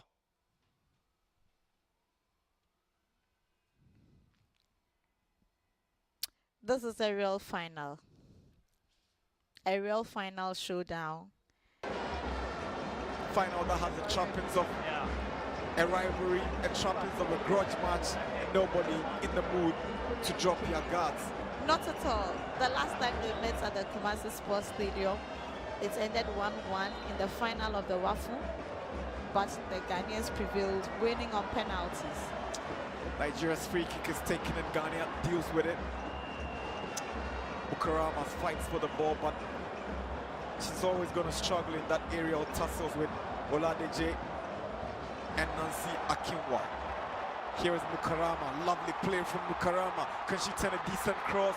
It is still Mukarama for Ghana. She's got contention from Oladipo, and Mukarama wins the corner for Ghana. Oladipo is protesting, but assistant referee stands by her decision.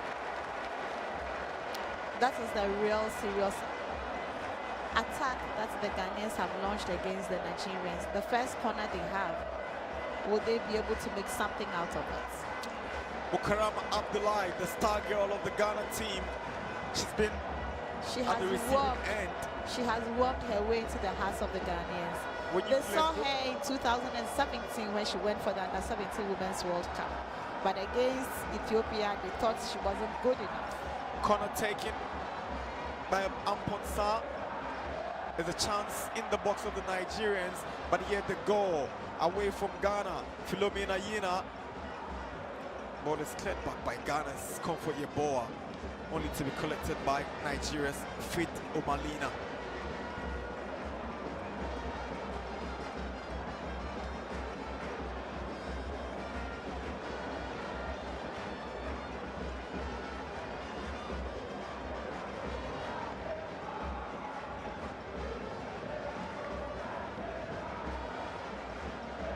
Malina's delivery. Comfort Yeboah in a tussle for the ball with Judith Oka.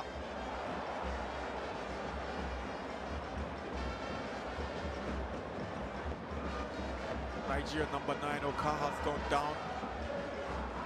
was looking for the foul. Referee insists it should be a throw-in.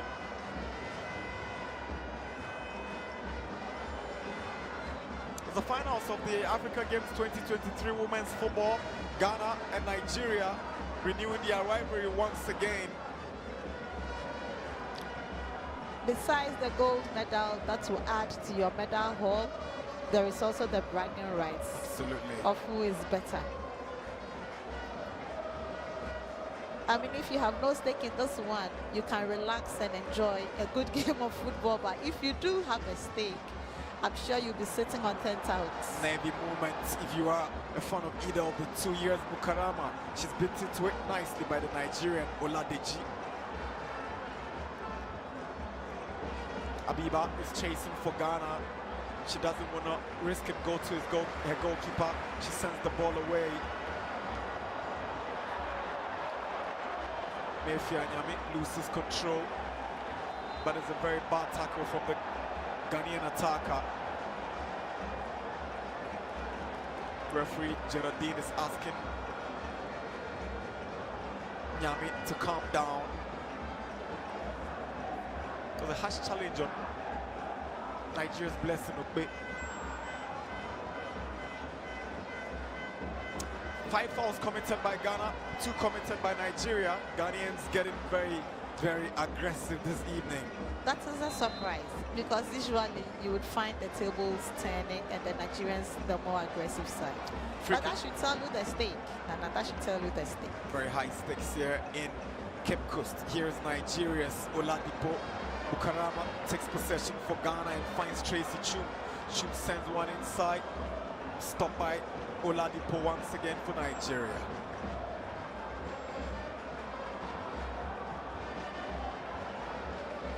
Throwing for Ghana.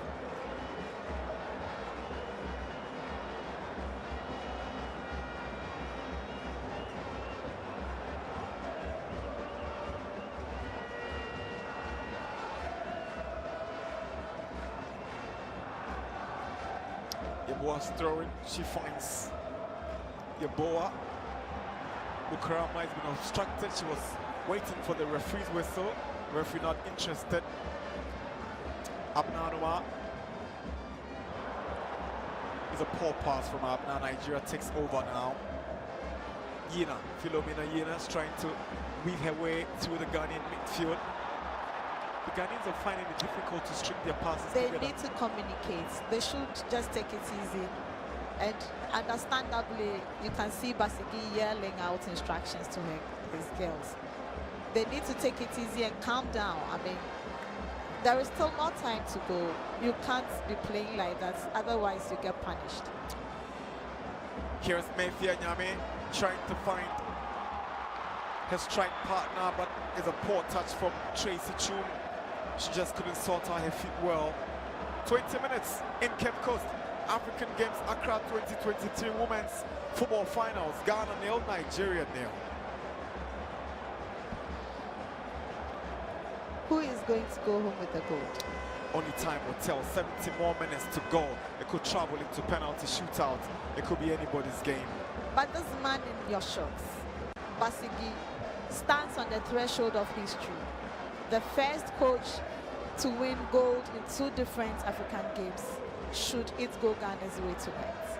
In 2015, against all odds, he beat Cameroon to win that gold in Congo-Brazzaville. That was at the senior level with the Black Queens. With the Black Queens.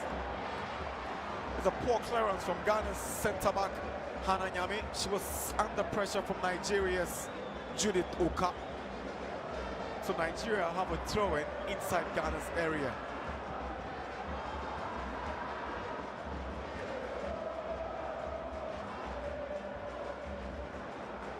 Both coaches, Danjuma and Basigi, have carved a niche for themselves as far as women's football coaching on the continent is concerned. They've done remarkably well in the last couple of years. Abiba for Ghana. Here is Bukarama, Abdullahi. Good hold-up play from Bukarama. She still hangs on, but whistle goes in favor of Ghana because there was an earlier foul. Referee overlooked because Ghana had the advantage, but she had to recall because Ghana had lost possession.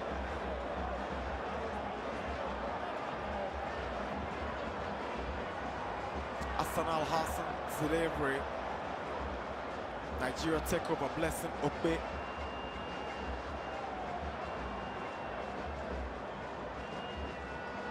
Ball cleared away by Abiba. It's a late tackle on Nigeria's Oladeje.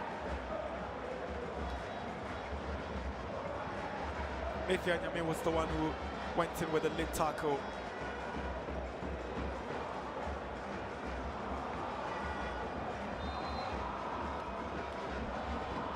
It tells you how anxious the Ghanaians are to stop the Nigerians.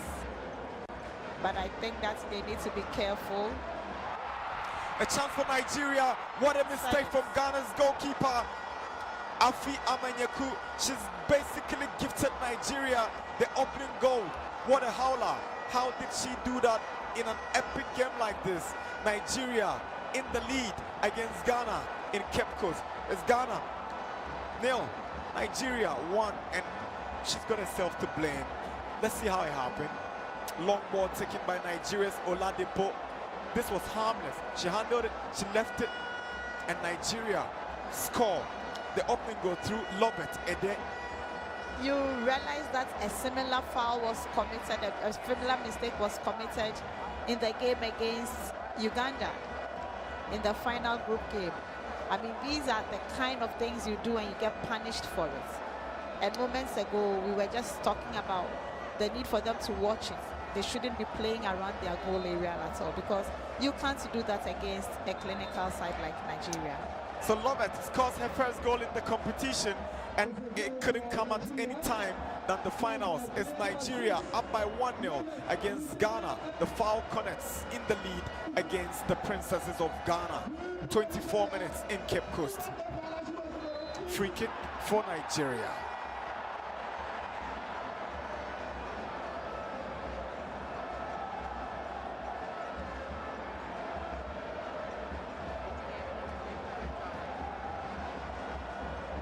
The Ghanaian goalkeeper will be looking back and asking herself why she gave that away. It was very easy to give away that ball. Now, let's see how the Ghanaians react after gifting Nigeria the opening goal. Judith Ede's header, but this time it's not beating Amenyeku. Bukarama goes down from the challenge of Nigeria's Philomena Yina. Free kick for Ghana.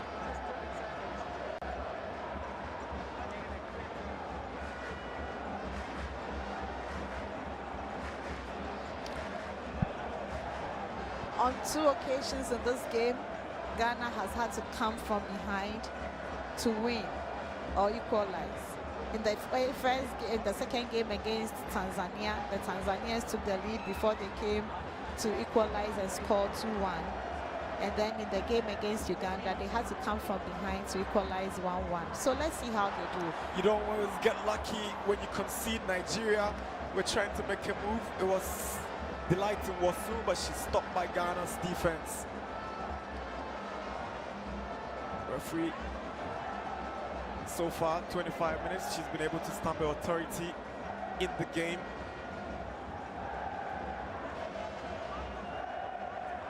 Throw in for Nigeria. Alani's throwing intercepted. Loud noise in the stands. The Ghanaian fans are not giving up. A few of the Nigerian fans have also turned up in Cape Coast to support the Falconets. Miscommunication between Lobet Ede and Judith Oka.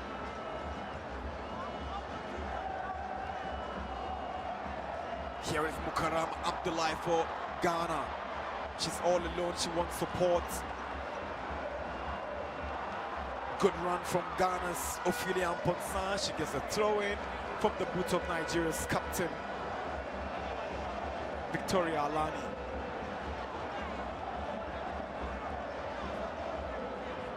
Abnanuma Poku's throw-in cleared away. Another throw-in for Ghana's Black Princesses.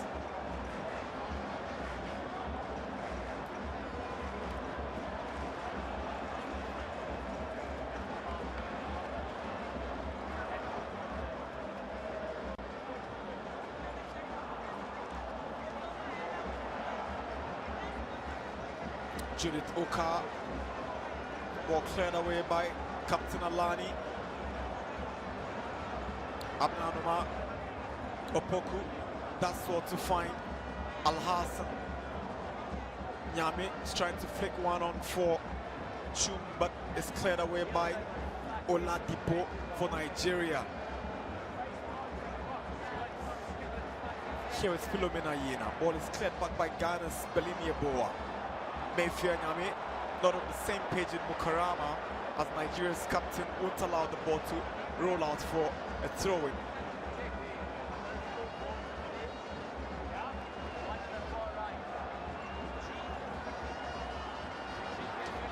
Ampunsal finds Mukarama. Can Ghana get an equalizer? Here is Mukarama, and Ghana nearly finding the back of the net, but Tracy, what a miss. Unable to score. What a miss from Tracy Chum. That was very close for the Ghanaians. The best chance you could ever have. Was a good run from Mukarama. Relentless movement. Ghana still chasing the equalizer.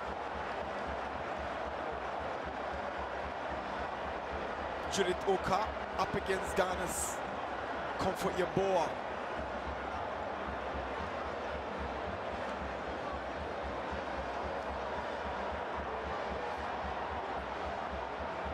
Nigeria in possession, Blessing Ope. She's looking for options, but it seems the outstretched arm caught the face of Ghana's Abna Anuma Opoku. That's the earlier build-up. Good run from Mukarama. She did well to control the ball. She was trying to cut back, but Tracy unable to connect it. She did all she could, only to be denied by the woodwork. Good chance. Ghana bagging.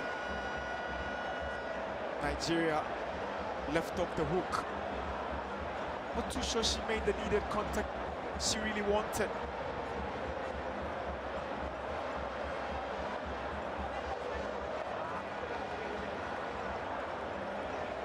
Ghana's Abnanuma Opoku will be treated as we go for a temporary hold-up. That's the incident. Judith Ope unintentionally struck the face of the Ghanaian Opoku. Is water break here at the football women's tournament at the ongoing Africa Games in Accra, Ghana. Nigeria in the lead. Kensi Lovett Ede after the Ghanaian goalkeeper Afia Manyaku made a terrible mistake that the Nigerians took advantage and scored the opening goal. Yusuf Basigi will take the opportunity of the water break to issue out instructions for a possible equalizer before halftime. Unfortunately, that was a chance gone a begging, and the Princesses would have to find another strategy or look forward to another opportunity, as golden as they had, to be able to equalize. You can't be missing such chances when you are already trailing against a side like Nigeria. When it comes to under 20, they are the best on the continent. They have been to the World Cup several times. They've even gone to win medals, and so you can't be doing this. Unfortunately, Tracy has been guilty. All games at this competition, we've seen them miss some glorious chances, but they always somehow redeem themselves and score.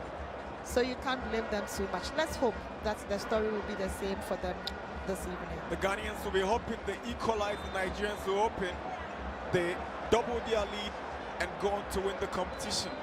Injury concern for Ghana's central defender Abiba Issa after this collision with Nigeria's striker Judith Oka. Judith is very strong, and Abiba must have been caught by that late challenge from the Nigerian striker.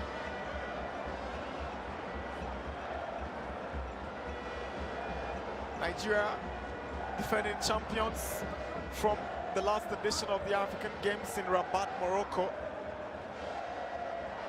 They won gold coming into this competition as defending champions.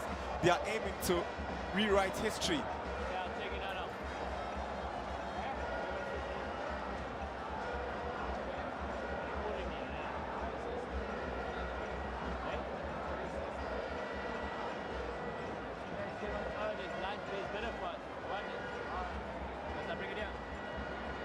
Twice runners-up at the FIFA Under-20 Women's World Cup in 2010 and 2014. The Nigerians have an impeccable record both on the global stage and on the continent. Mukarama for Ghana. Tracy has missed again.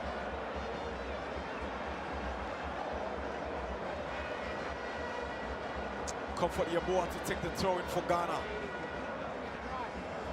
It's a foul for the Black Princesses. Ghana's Mefia Nyami winning the free kick for the Princesses.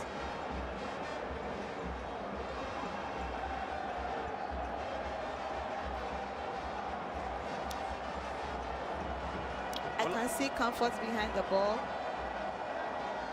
and she had a chance at the CAF Champions League and she made a goal out of it. Will she be able to do that again in this game? Gapim Dakwa, ladies player, has really improved. She's one of the most improved female players on the local scene. She's behind it. I've seen Abiba Isa also showing interest. It very much looks like it's Comfort Yeboah to take it. There's Mukarama, Tracy, and the rest in the 18-yard box. A chance, Mukarama hits the ball down, but nobody to the end of it for the Ghanaians.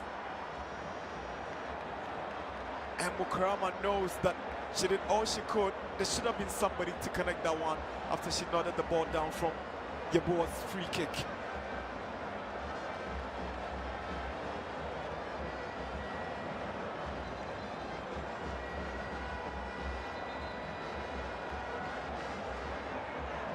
Referee Geraldine Conan has halted play.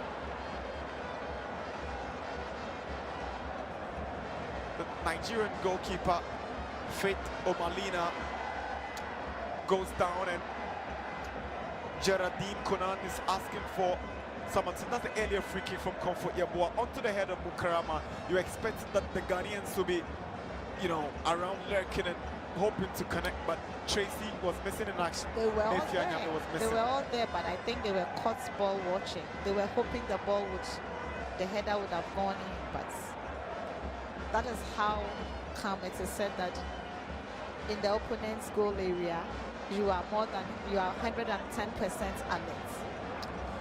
35 minutes in Cape Coast. Nigeria lead Ghana 1-0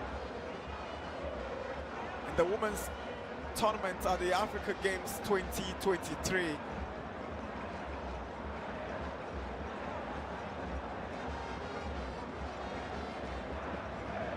Nigeria's Faith Omalina gets up on her feet. She's been encouraged by her captain, Victoria Alani, to get on her feet to push the team forward.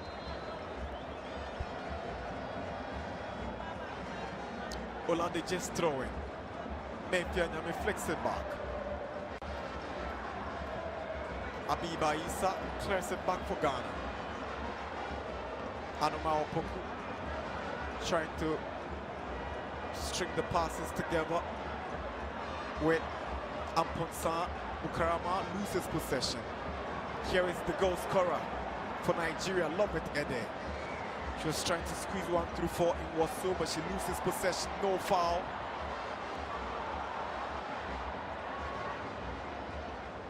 Nancy Okinwa is getting very physical at this point. Ghana gets the foul, but Nigeria's Philomena Yina is complaining she stayed down. Referee's calling for the Nigerian medical team to attend to her.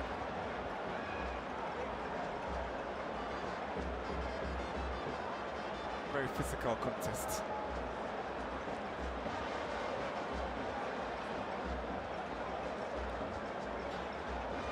So the Nigerian number 10, Philomena Yena, is limping off. At the moment, Nigeria will play with a numerical disadvantage, at least for now, before she returns after this free kick is taken. It's Ghana's Hassan Al-Hassan to take.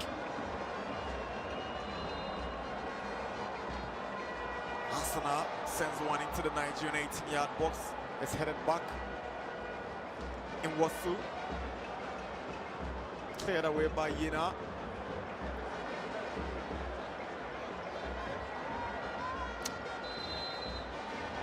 This time, Nigeria will get the advantage and the decision goes against Ghana.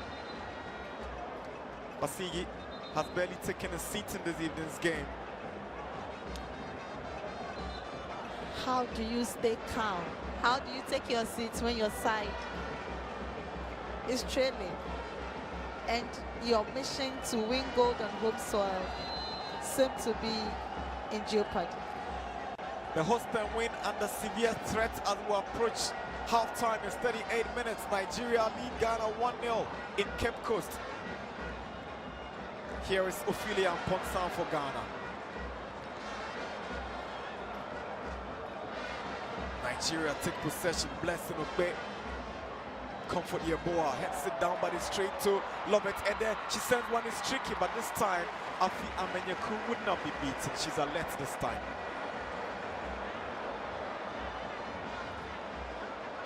The build-up from the Ghanaians at the back seems to be too casual, giving up possession to Nigeria so easily.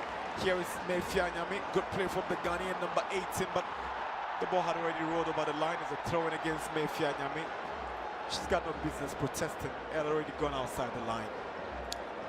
It's interesting how players would always want to take advantage of such. I mean, it was clearly over the line, but she thought she had played it backing, and so she wanted to go run with it, but the assistant referee was right there on the spot, and she made the right call. Nigeria stringing passes together. Chioma Olise trying to put one through for Blessing Ogbe. Good defensive play from Ghana's Hannah Nyame. She had to be on guard, Hannah Nyame. She gets a high five from Opoku.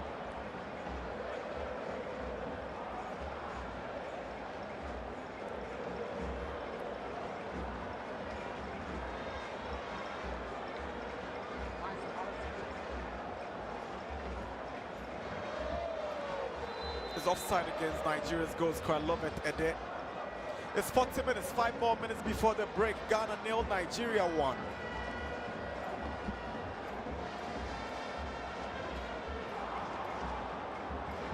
That's the earlier pass from Nigeria's captain Alani to Ogbe that resulted in the offside decision. Hannah Nyame sends a long one in. Bukarama is the target. She's been beaten to it by Oladipo.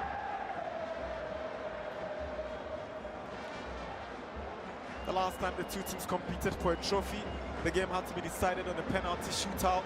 Ghana eventually emerged winners 3-1 after they failed to cancel each other during regulation time. 5 minutes before the break, Nigeria hanging on to the lead. Here is Ogbe. Back to Alani.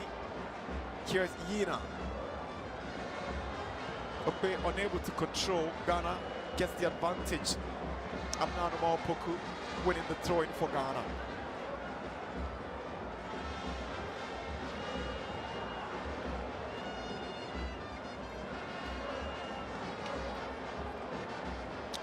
Yeboah to Henemse, comfort Yeboah. The foul against Nigeria. Referee says the ball was rolling. It has to be stable before the free kick is taken.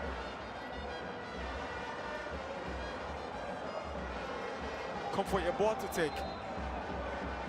Ghana have 4 minutes to get back into the game. There's a chance, but the ball goes out for a goal kick. Ophelia Ponsa was lurking.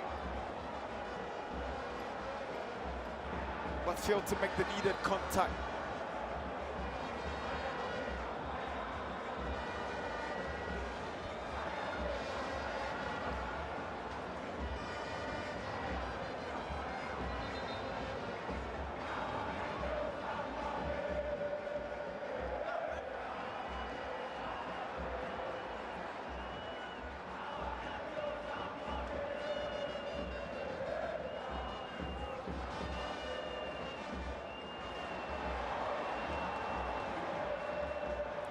Here is Mefia Nyame, not on the same page with Amponsa. Ball goes out for a goal kick.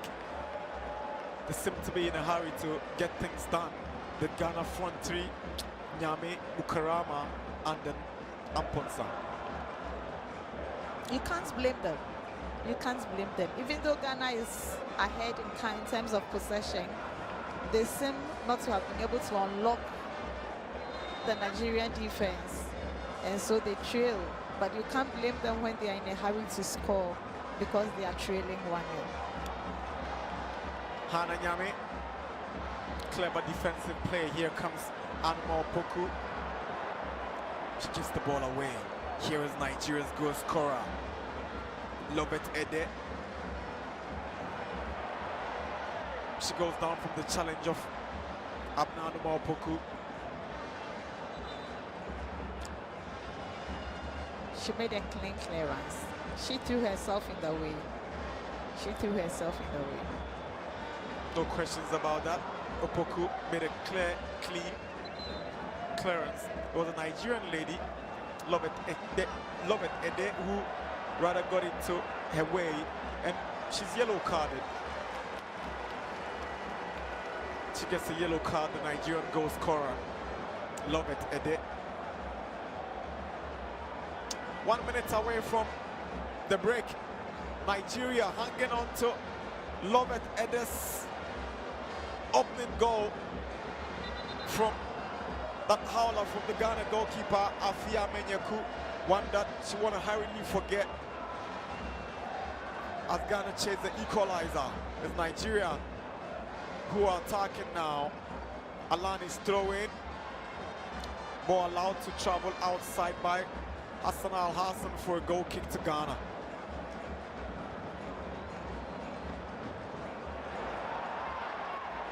Poor pass from Anuma Opoku. Nigeria have possession. Here is Lobet Ede, the goal scorer. She sends one, but it's disappointing and it's a goal kick.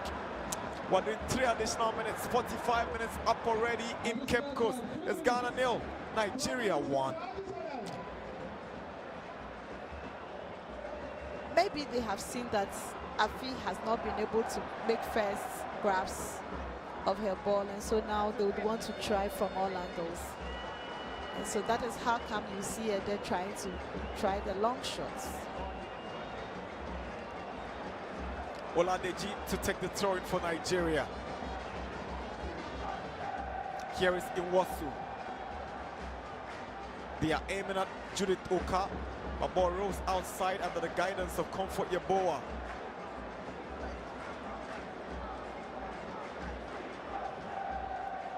Yeboah is struggling to get her passes right. She's beaten to the ball by Inwasu. The Nigerians racing for it. Lobet Ede, the goal scorer. She was trying to put one through for Blessing Okpe, but ball goes outside. She's on a yellow card, and she's the scorer of the Nigerian goal. What a record this evening. Poor control from Ghana's Ophelia Ponsan, gifting Nigeria possession. Here is Inwasu Ede. Oladipo to Oladeji, back to Oladipo. Goes back to Nancy Okinwa. Nancy Okinwa's ball found Yena, who is able to find the captain Alani. Nigeria's Okpe is in control now. They look comfortable at the stage, Nigeria. And it seems the Ghanaians are allowing them to play all the balls.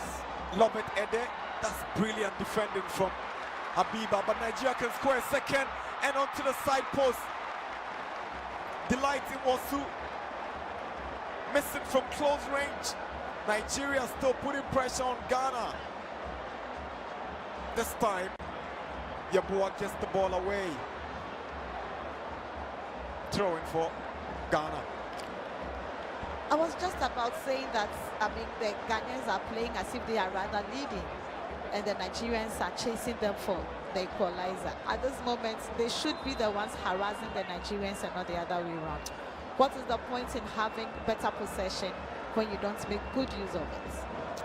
Nigeria leading Ghana with a few seconds into stoppage time to wrap up the first half here in Cape Coast. 13th African Games, Accra 2023. Nigeria leading Ghana 1. Comfort Yeboah's free kick.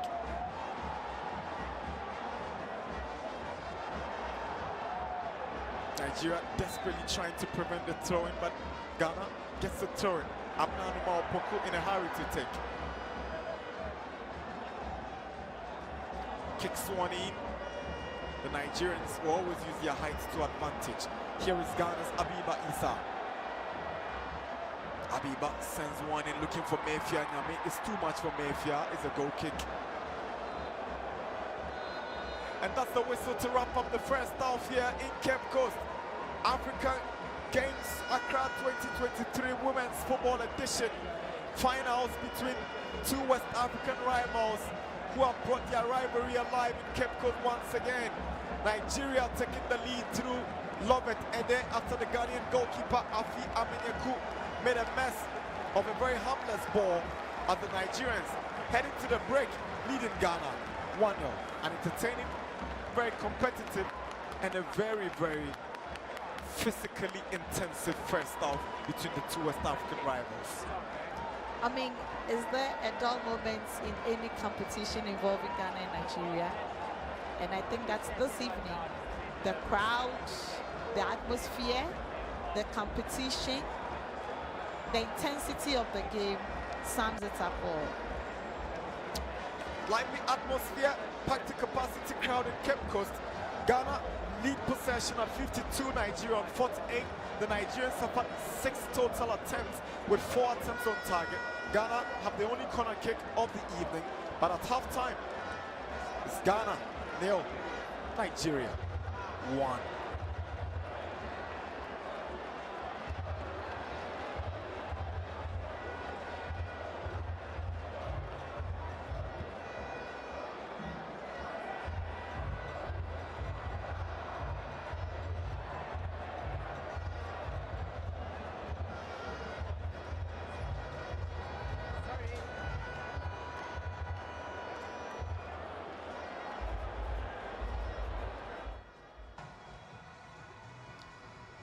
So 2 countries, all of them rated very high globally and continentally in women's football, have an opportunity to stake a claim again, and Ghana hoping to make it host and win, but Nigeria had other ideas coming into the first half.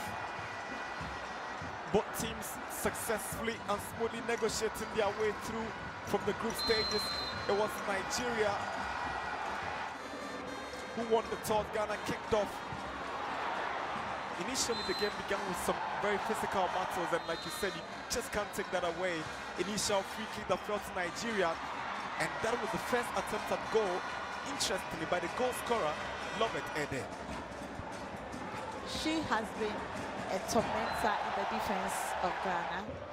All the dangerous balls that have come the way of Nigeria has been orchestrated by her. Either she has a hand in it, or she would be the chief orchestrator. And that's the free kick earlier from Tracy Chun. She struggled to really find her feet in this evening's game. Nigeria and Ghana, very physical contest. I think time passed. Time passed. Nana, time, that's the goal. That's the incident that resulted in the goal. That was it. Poor decision from the goalkeeper. If she was not sure, she could just have parried it too. I think it was an easy catch for her. It was something how did it slip? She was in a haste to take it and grab it, and you know, Lovett Ede was right there to punish her. You don't make mistakes like this at the top level like this. No. And when the Nigerians got the first goal, the Ghanaians tried to equalize. Mukarama did all she could with a brilliant cutback. Tracy Chum should be scoring, but she was denied by the woodwork. I mean, she was in a haste to tap the ball because all she needed was that simple tap and direction. And here was one of those physical battles. Abiba Isa was caught by the Nigerian Blessed Ope, and here Mukarama connecting to Comfort Yeboah's free kick, but there was nobody to, you know, have the final touch. Nyame was there. There was also Ophelia and Ponsa, but none of them could make it count. Ede was gifted with another chance, but this time Amenyaku was there to save the situation for Ghana. Ede has been a thorn in the flesh of the Ghanaians. I mean, this evening, they would have to find a way of dealing with her if they need to stop them. It could have been two, but Nigeria's delight was denied by the side post. This was also poor defending from the Ghanaians. They nearly handed the Nigerians a goal on the silver platter. But Amenyaku did well to get it off the line. Just before it went off the line, she did well. At least give her the credit for this one. Half-time in Cape Coast. Nigeria leading Ghana 1-0. Not the scoreline the home fans would have wanted